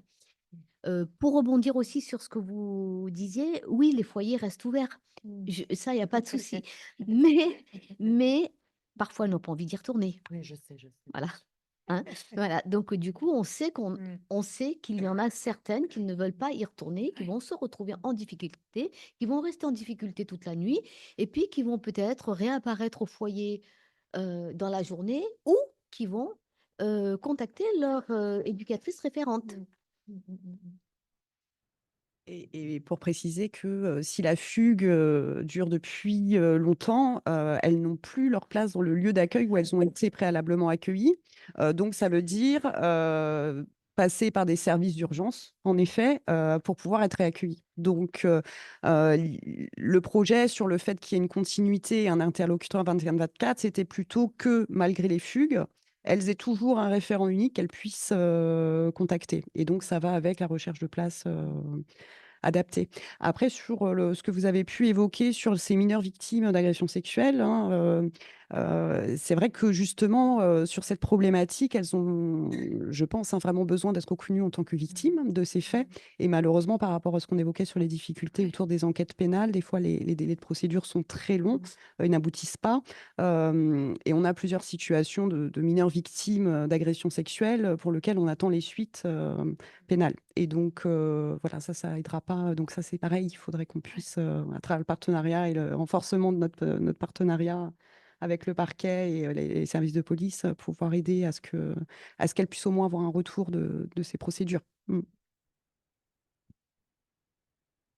Merci beaucoup pour tous ces échanges. Donc, on va passer à la suite, mais en tout cas, merci beaucoup à toutes. Donc, normalement, nous avons donc Chloé Baudry qui est en ligne et qui est coordinatrice du réseau Paris de la Fondation Droits d'enfance. Euh, Oui, Chloé bonjour. Baudry, oui, vous pouvez activer votre micro. Bonjour à toutes et à tous. Je suis en train de partager mon écran. N'hésitez pas à me dire si... Oui, ça fonctionne. Alors, je vais essayer de mettre en grand Merci écran. beaucoup. Là, c'est en grand écran? Ouais, son écran, on voit pas le diapo. Enfin, on voit le diapo, mais c'est pas mal. Oui,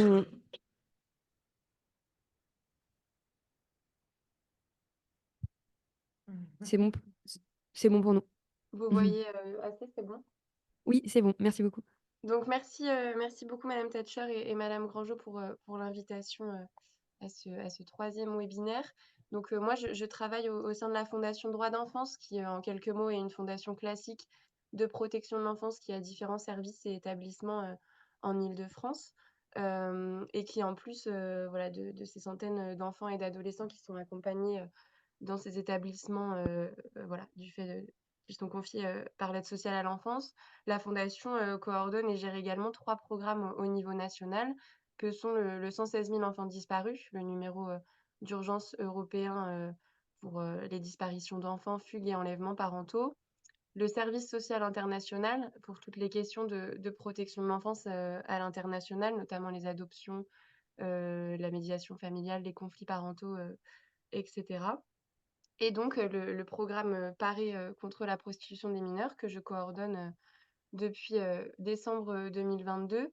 Donc, c'est un programme qui a été lancé à la demande de la Direction générale de la cohésion sociale et voilà, qui fait suite au constat qui est partagé également dans la stratégie de lutte contre le système professionnel et l'exploitation sexuelle de mai 2024 qui a été présentée au début du webinaire. Voilà, le constat d'un manque de clarté à la fois sur les dispositifs locaux et les ressources existantes en matière de lutte contre l'exploitation sexuelle des mineurs. Donc sur ce programme, on est 4 professionnels. Donc on a notre directrice, madame Pépi, moi qui suis coordinatrice à temps plein et 2 chargés de mission, Amélie Cavalier, qui est juriste de formation, et Céline Redon, qui est éducatrice spécialisée sur le programme. Donc l'objectif, l'idée de ce programme, c'était, voilà, à la fois de favoriser une meilleure connaissance, du phénomène, vous l'avez dit, voilà, qui regroupe différentes, problématiques avec, voilà, à la croisée, des questions des violences sexuelles, des addictions, des fugues, des traumatismes et cetera. Donc l'idée aussi, c'était de pouvoir rendre visibles toutes les actions menées et les outils disponibles, à l'échelle nationale. Et donc on s'attelle à recenser, territoire par territoire les acteurs mobilisés et les dispositifs existants, avec cette idée toujours de mettre en lien, les différents partenaires, à tous les niveaux. Vous le disiez au début, l'importance, sur un territoire que tous les acteurs, concernés et en prise avec cette problématique, puissent échanger et travailler ensemble, voilà, pour accompagner au mieux et protéger, ces mineurs victimes ou en risque. Donc, pour poursuivre, ces différents objectifs, on a lancé, plusieurs outils. Donc un centre de ressources, une newsletter, des webinaires et une cartographie. Je vais revenir, plus en détail sur chacun des outils. Donc, un centre de ressources d'abord qui a été lancé en juin 2023, avec cette idée qu'il existe plein de choses, à la fois, en termes de, voilà, de ressources, d'outils, des articles, des rapports de recherche, des guides, des podcasts et cetera. Mais que ces ressources, elles sont pas toujours, bien identifiées, par les acteurs de terrain.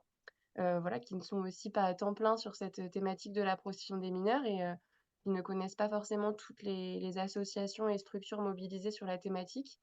Donc c'était l'idée de pouvoir les centraliser sur un même espace. Actuellement, on est à un peu plus de 350 ressources. Voilà, je vous ai mis différentes captures d'écran pour que vous voyez un petit peu la richesse des ressources et outils qui sont disponibles, voilà, à la fois en termes d'études et de rapports de recherche, en termes de webinaires, conférences, colloques, comme celui d'aujourd'hui qui sont, disponibles, pour la plupart, en replay sur internet. Également des podcasts, des vidéos d'information et de sensibilisation, des guides, livrets et fiches repères, pour les professionnels, vous en parliez, voilà, au niveau de ceux qui sont en train d'être pensés, dans les RO. C'est, voilà, des outils, nous qu'on estime pertinent de partager, au plus grand nombre, voilà, quand, il y a pas de problème de confidentialité, bien évidemment, mais aussi pour que les uns et les autres s'inspirent de l'existant et puissent réadapter tous ces outils, au niveau de leur territoire et de leur réalité. On a aussi, voilà, de nombreux documentaires, films et livres, consacrés, au sujet.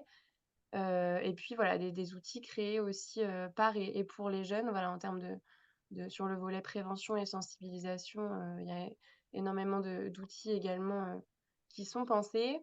Et donc en plus, de ce centre de ressources qu'on alimente, quasiment, toutes les semaines, on envoie aux partenaires intéressés, tous les trimestres une newsletter qui est, voilà, dédiée, à la lutte contre l'exploitation sexuelle des mineurs avec, une rubrique agenda où on va pouvoir valoriser, les colloques, les webinaires, voilà, journées de sensibilisation, comme celle d'aujourd'hui. Une rubrique actualité, du réseau où là, ça va être un petit peu sur les actualités ou bonnes pratiques des partenaires. S'il y a l'ouverture d'un accueil de jour, un partenariat entre, un hôpital, et un autre acteur, voilà, c'est aussi l'idée de pouvoir inspirer les uns et les autres, et une rubrique ressources avec les dernières ressources, parues.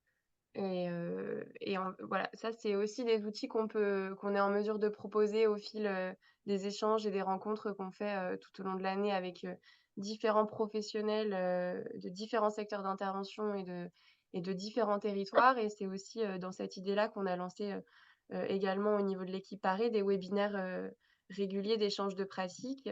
Donc là, je vous ai mis en capture d'écran le replay du dernier webinaire qu'on a pu organiser en septembre, qui était voilà, consacré à la prise en charge des mineurs victimes de prostitution avec toutes ces périodes voilà, de fugue.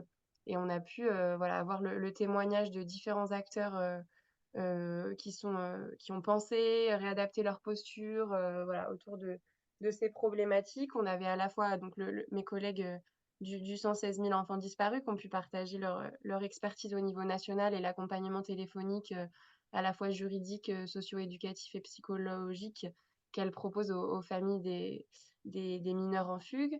On a pu avoir une conseillère technique au niveau de l'éducation nationale qui a pu partager voilà, les fiches réflexes et autres outils et toute la sensibilisation qui a pu être menée au niveau de l'Indre-et-Loire auprès des assistantes sociales et des infirmières scolaires qui maintenant voilà, systématiquement reçoivent les mineurs, les élèves qui rentrent de fugue voilà, pour un entretien, pour essayer de creuser sur les motifs de la fugue.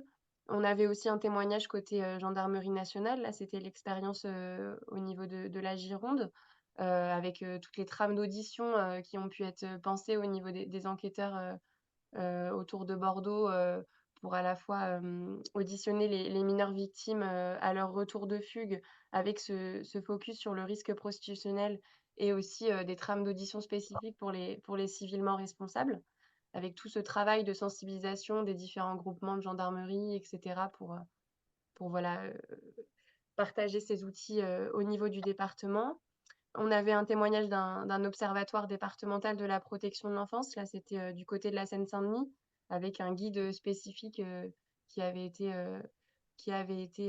créé sur les fugues en protection de l'enfance et voilà, toutes ces discussions autour des ruptures de parcours. Et puis un témoignage au niveau d'une chef de service au niveau d'une MEX en Isère, à Grenoble, avec voilà, elle expliquait aussi très bien au niveau de tous les liens avec le tribunal judiciaire, le parquet au niveau de Grenoble, les outils qui ont pu être développés, la cellule de suivi voilà, qui a été évoquée aussi au début du webinaire. Et puis tout le travail d'équipes mobiles qui peuvent penser du côté de l'aide sociale à l'enfance pour accompagner au mieux les mineurs victimes ou en risque et les professionnels qui peuvent être démunis face à ces situations complexes.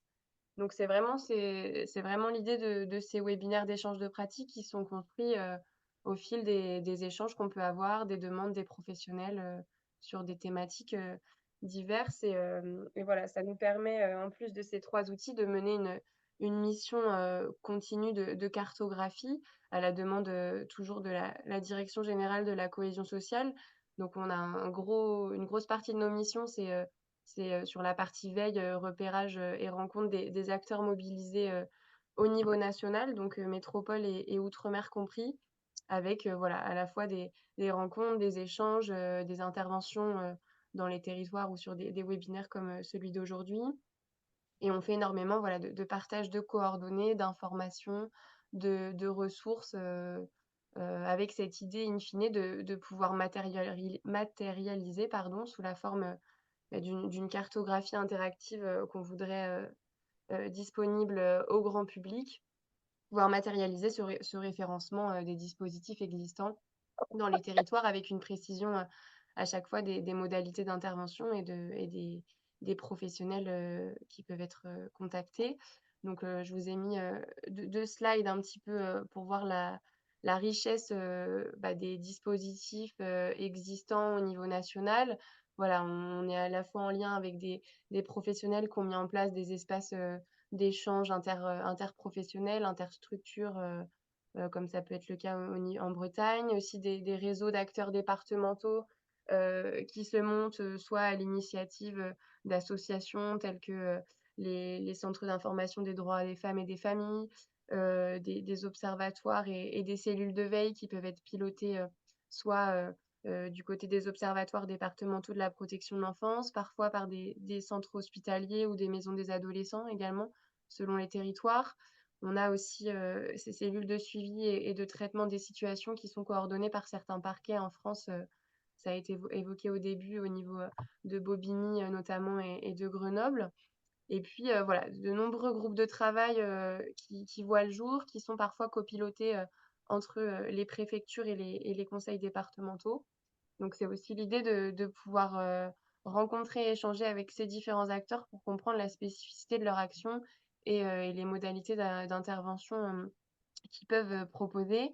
Et donc on a aussi voilà, pu recenser différents dispositifs et outils. Sur certains territoires, on a des lignes d'écoute départementales à destination à la fois des professionnels, des proches et des mineurs qui ont vu le jour, avec notamment la ligne d'écoute au niveau de la Loire-Atlantique qui avait été voilà, une des premières, mais il y en a d'autres. Des équipes mobiles de prévention des conduites à risque adolescentes, ça c'est voilà, le projet de plusieurs structures.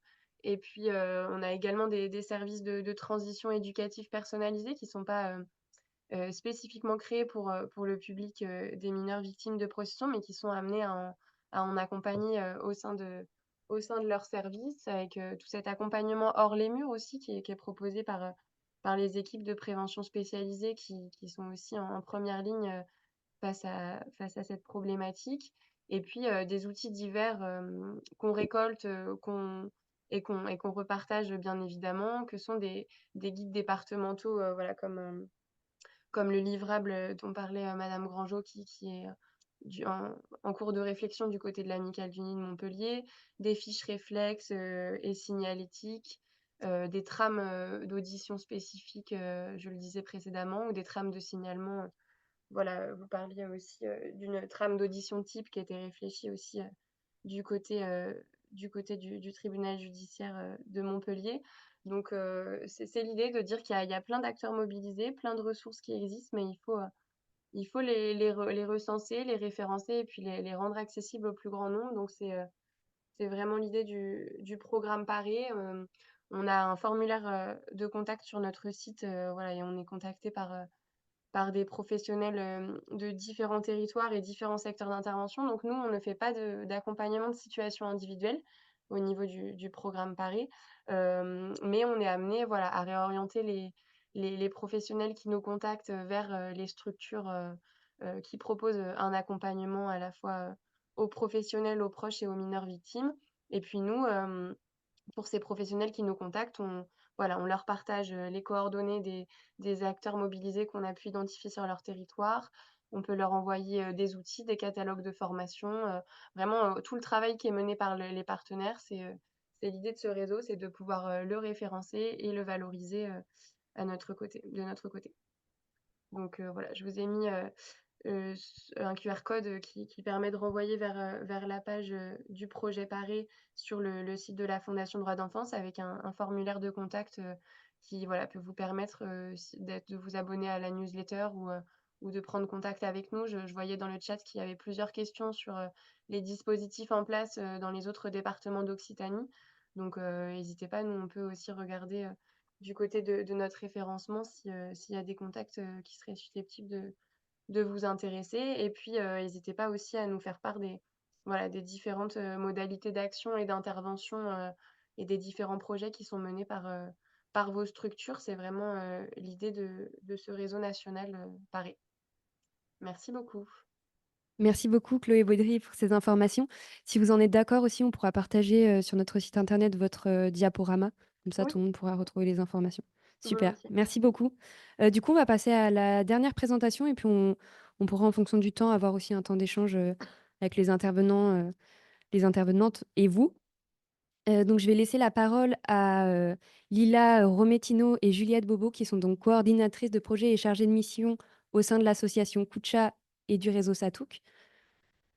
Est-ce que vous arrivez à vous connecter? Oui, vous nous entendez? Oui, très bien. Merci beaucoup. Bonjour à toutes et à tous. Bonjour. Vous voyez notre présentation? Oui. Ok, super. Merci déjà de nous avoir proposé de participer à ce webinaire et on est désolé de ne pas avoir pu participer au début des échanges. Donc, on voulait vous rappeler brièvement qui est l'association Kucha. Kucha, c'est une association qui existe depuis 2013 et qui est spécialisée dans l'accompagnement de mineurs victimes de traite des êtres humains. Donc, elle a été créée en 2013 devant notamment les constats de l'inadaptation du système de protection de l'enfance et des structures aux besoins spécifiques des mineurs victimes de traite, notamment au regard des fugues, des risques de récupération des réseaux exploiteurs.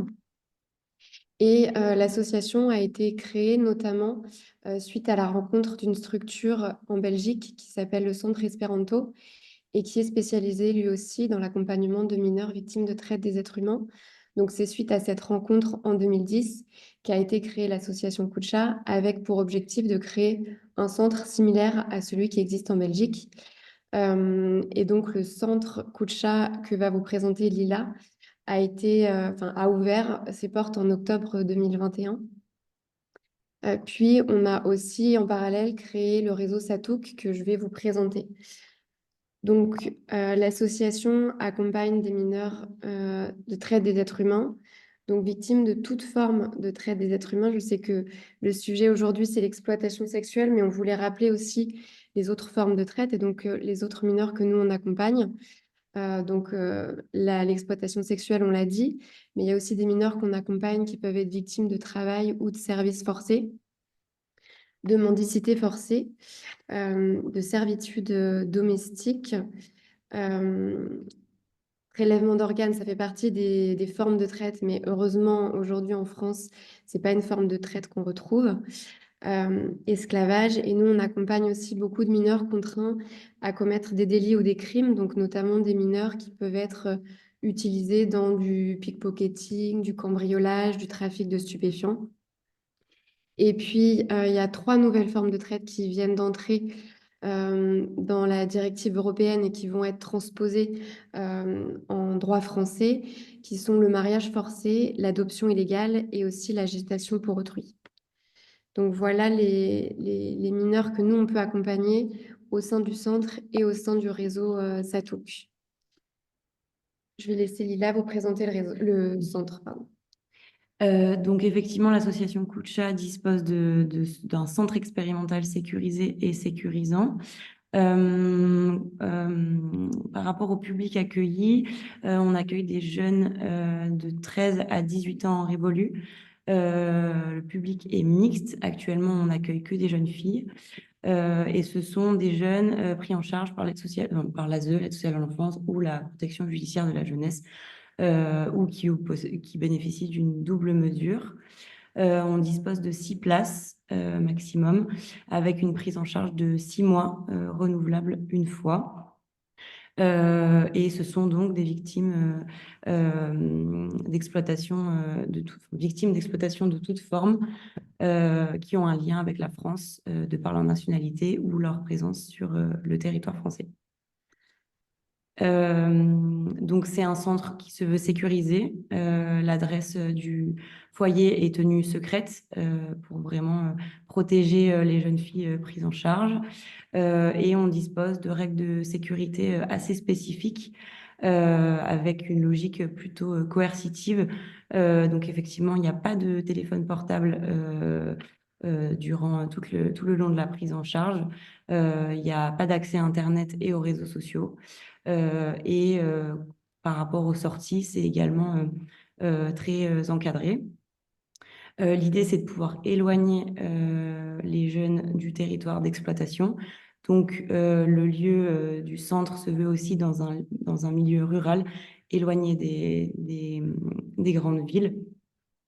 Et on dispose d'un protocole de sécurité individuel très spécifique et adapté en fonction aussi de chaque profil et de chaque parcours d'exploitation des jeunes filles accueillies. Et par exemple, on peut mentionner que le premier mois, il n'y a pas de sortie seule pour les jeunes et qu'ensuite, c'est très progressif. Il y a aussi un lien qui est très renforcé avec la gendarmerie locale et qui permet de pouvoir soutenir ce protocole individuel de sécurité et notamment agir efficacement lorsqu'il y a des fugues du centre. C'est aussi donc un centre qui se veut sécurisant. L'objectif, c'est vraiment que les jeunes filles puissent intérioriser un sentiment de sécurité à travers les accompagnements proposés et sur mesure aussi, pour leur permettre aussi d'initier la reconstruction de leur identité positive et limiter le risque de réexploitation par la suite.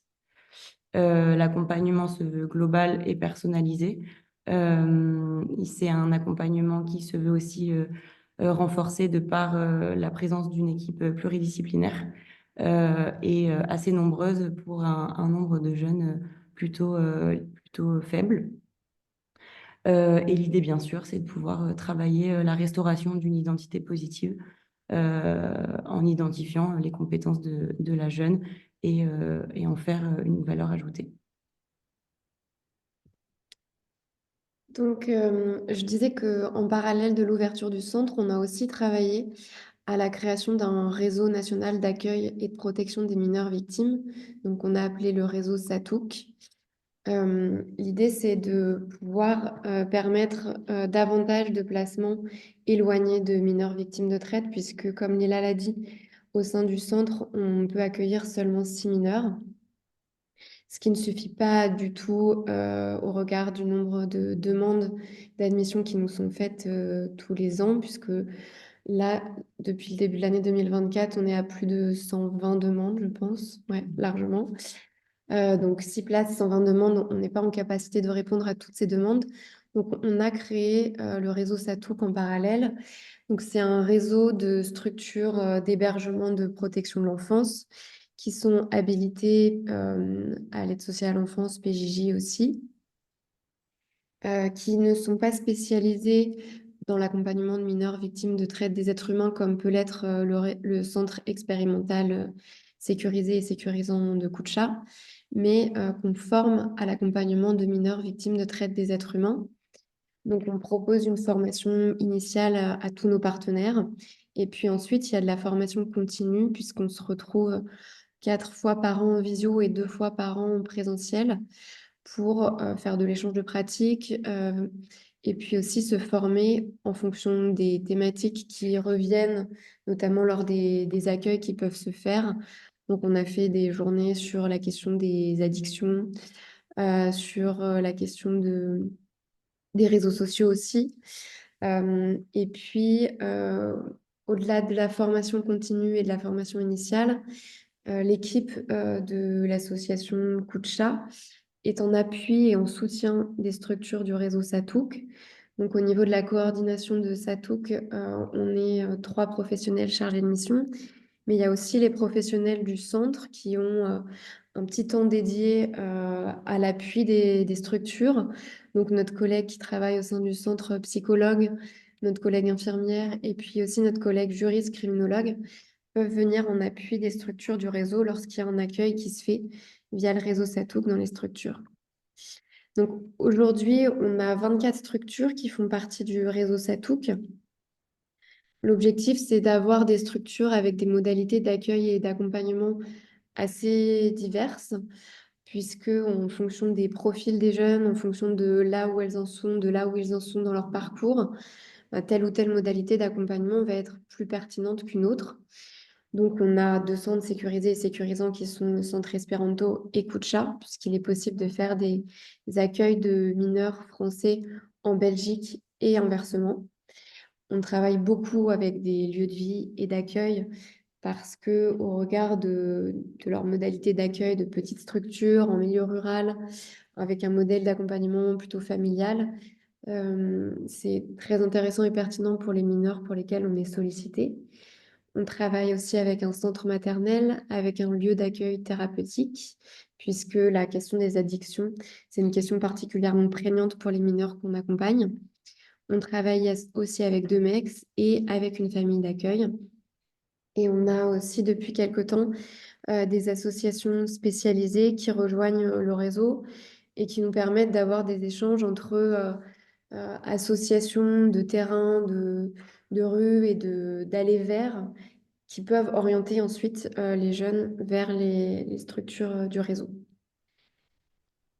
Voilà pour le réseau et pour vous expliquer concrètement comment les jeunes peuvent arriver jusqu'à une structure du réseau Satouk ou sur le centre Kucha, je laisse.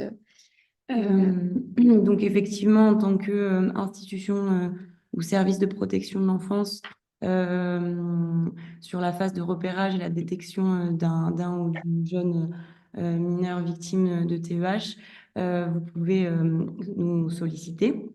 De par cette sollicitation, nous, on va rentrer dans une phase d'analyse en passant par le recueil des premiers éléments auprès de ces institutions qui nous sollicitent pour pouvoir vraiment analyser les situations et recueillir les indicateurs de traite des êtres humains. Par la suite, et suite à cette première évaluation, on va se mettre en lien avec les structures partenariales membres du réseau Satouk, qu'on va identifier aussi en fonction des besoins évalués de la jeune ou du jeune mineur victime. Et en fonction de ce qu'on identifie comme étant le plus adapté, on procède ensuite à une demande d'admission auprès de ce partenaire. Et une fois que cette mise en lien entre le réseau Satouk et ce partenaire-là est établie, on procède à une mise en lien entre le service demandeur et la structure d'accueil.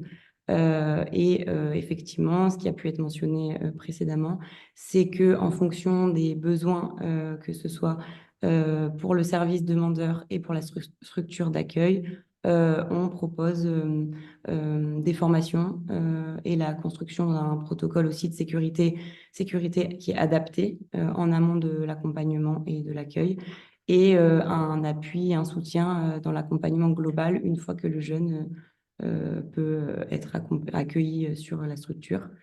Et par la suite, effectivement, l'accueil qui est réalisé. Et tout au long de cet accueil,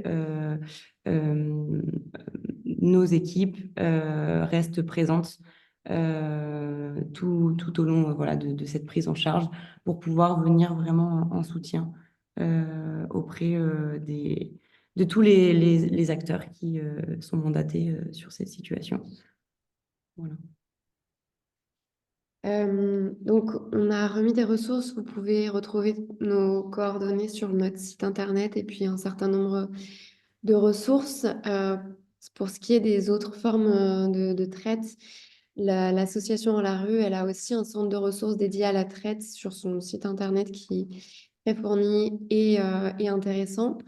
L'association Trajectoire a aussi, vous pouvez aller voir sur leur site internet, construit un guide pour mieux repérer et accompagner les personnes victimes de traite des êtres humains. Donc, ça permet de voir d'autres formes de traite et puis aussi de voir concernant l'exploitation sexuelle, ce qui concerne d'autres mineurs dont on entend moins parler, notamment des mineurs roumaines.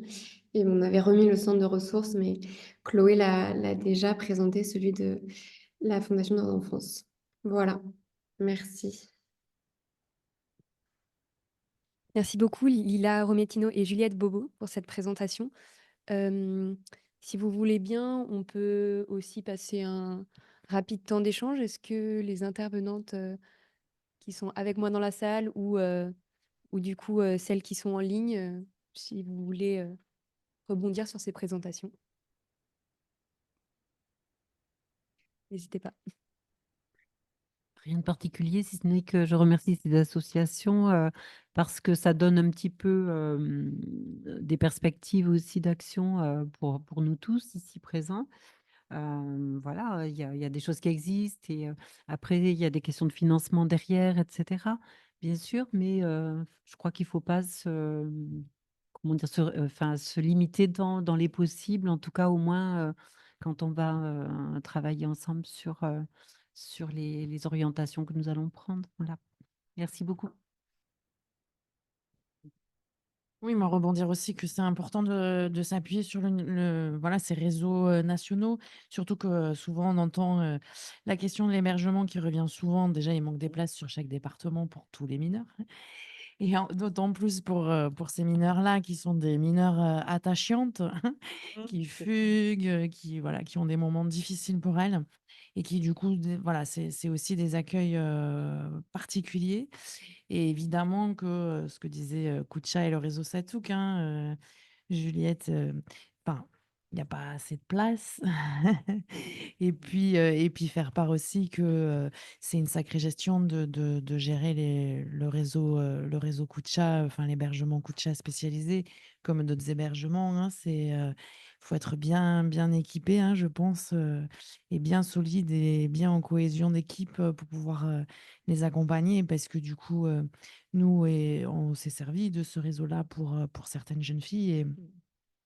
Et juste dire aussi que ces jeunes filles, si elles adhèrent pas à la procédure et à y aller, il y a pas de baguette magique, ça marche pas. Donc il y a tout un travail en amont à faire avec elles, avec eux, pour qu'elles puissent accéder à ces places-là si elles le souhaitent. Je rebondis sur souvent on est tellement impuissants les professionnels qu'on a envie de les éloigner du réseau. Voilà, il faut la faire partir, mais tant qu'elle est réellement sous emprise et tant que elle-même, elle a pas un minimum élaboré, ce départ, mais on voit que ça marche pas et que les retours sont d'autant plus difficiles puisque ça devient un échec. Enfin, donc voilà, c'est vrai qu'il y a vraiment à prendre en compte cette question du lieu adapté pour ces jeunes, mais aussi avec elles, quoi, avec elles et avec eux, parce que sans eux, on fait pas grand-chose, en fait. Tout à fait, et rebondir aussi sur la complexité qu'on évoquait tout à l'heure, sur le fait qu'il faut être très réactif en fait dans ces situations parce que il y a des mouvements entre des demandes d'aide et des phases où les jeunes repartent dans l'errance et c'est au moment où elles demandent de l'aide qu'il faut être là.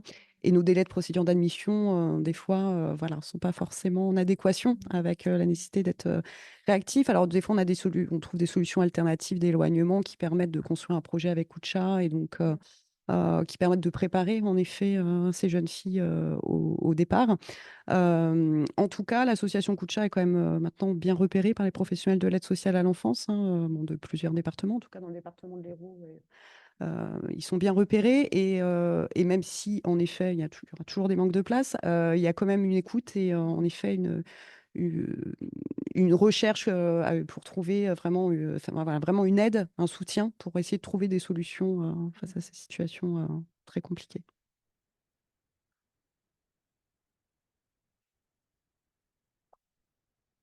Oui, juste une question, très concrètement, est-ce que vous avez, au vu du nombre de places très restreint, identifié, listé des critères objectifs qui vous permettent, d'accueillir ces jeunes filles ou pas dans ces centres?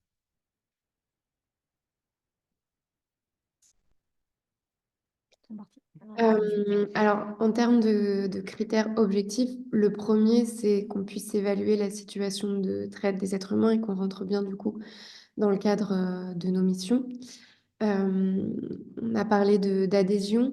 C'est pas un critère pour entrer dans le centre ou dans le réseau Satouk, mais comme vous l'avez rappelé, sans adhésion, c'est très compliqué une fois qu'on les accueille de pouvoir mettre en place un accompagnement adapté. Il y a la question, on l'a dit tout à l'heure, des addictions.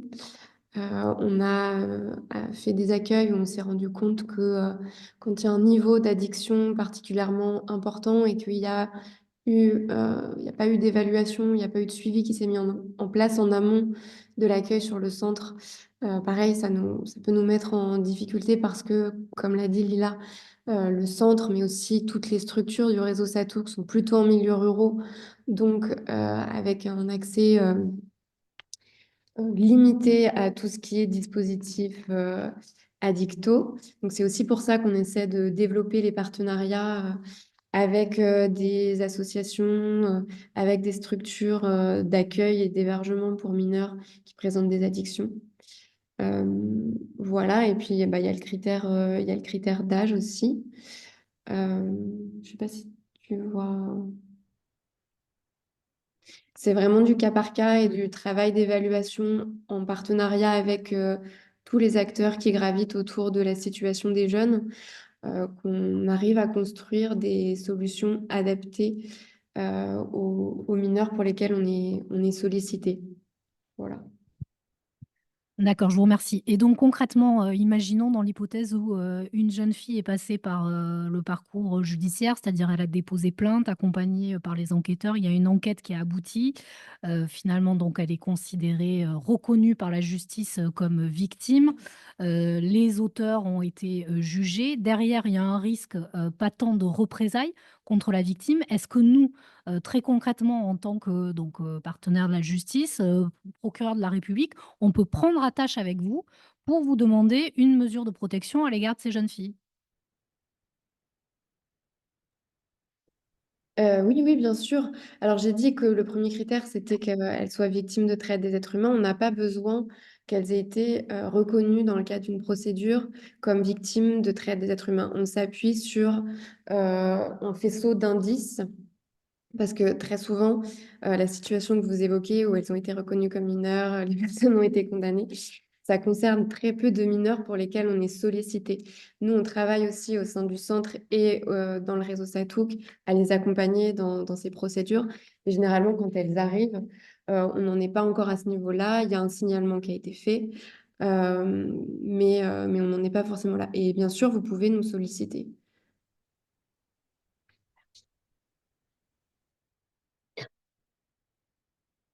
Merci beaucoup. Bon, je pense qu'on peut en arrêter là au vu de l'heure. Mais en tout cas, merci infiniment à toutes pour vous être mobilisées aujourd'hui et de manière plus générale à vous mobiliser sur cette question. Merci, merci beaucoup. Donc, je tiens juste à dire que on mettra en ligne aussi une fiche synthèse de l'ensemble du cycle de ces webinaires. Et il y aura également aussi des ressources sur cette fiche auxquelles vous pourrez avoir accès. Voilà, je ne vais pas vous garder plus longtemps. En tout cas, merci beaucoup et je tiens à dire merci aussi, puisque c'est, mon dernier jour en tant que chargée d'études. Donc je vous remercie vraiment tous. J'ai, pris beaucoup de plaisir à travailler, avec vous tous et tous, aussi, les professionnels que j'ai rencontrés. Donc voilà, merci beaucoup et et bon appétit à tous. Merci beaucoup à vous pour l'organisation de ce cycle de webinaires qu'on va nous aussi, du côté de l'équipe Paris, pouvoir valoriser au national. Et moi, je tenais en mot de conclusion aussi à remercier et à féliciter toutes les associations au niveau local qui sont mobilisées au quotidien pour accompagner ces mineurs victimes ou en risque. Et puis aussi toutes les familles et les proches et les professionnels aussi. Il y a un gros besoin de réassurance aussi auprès de ceux qui sont confrontés à ces situations complexes et d'insister sur la collaboration des différentes structures partenaires et professionnelles pour penser collectivement des solutions individuelles pour ces jeunes. Donc voilà, merci à l'Amicale d'Uni 34 et à toutes les autres structures qui sont mobilisées au quotidien. Merci.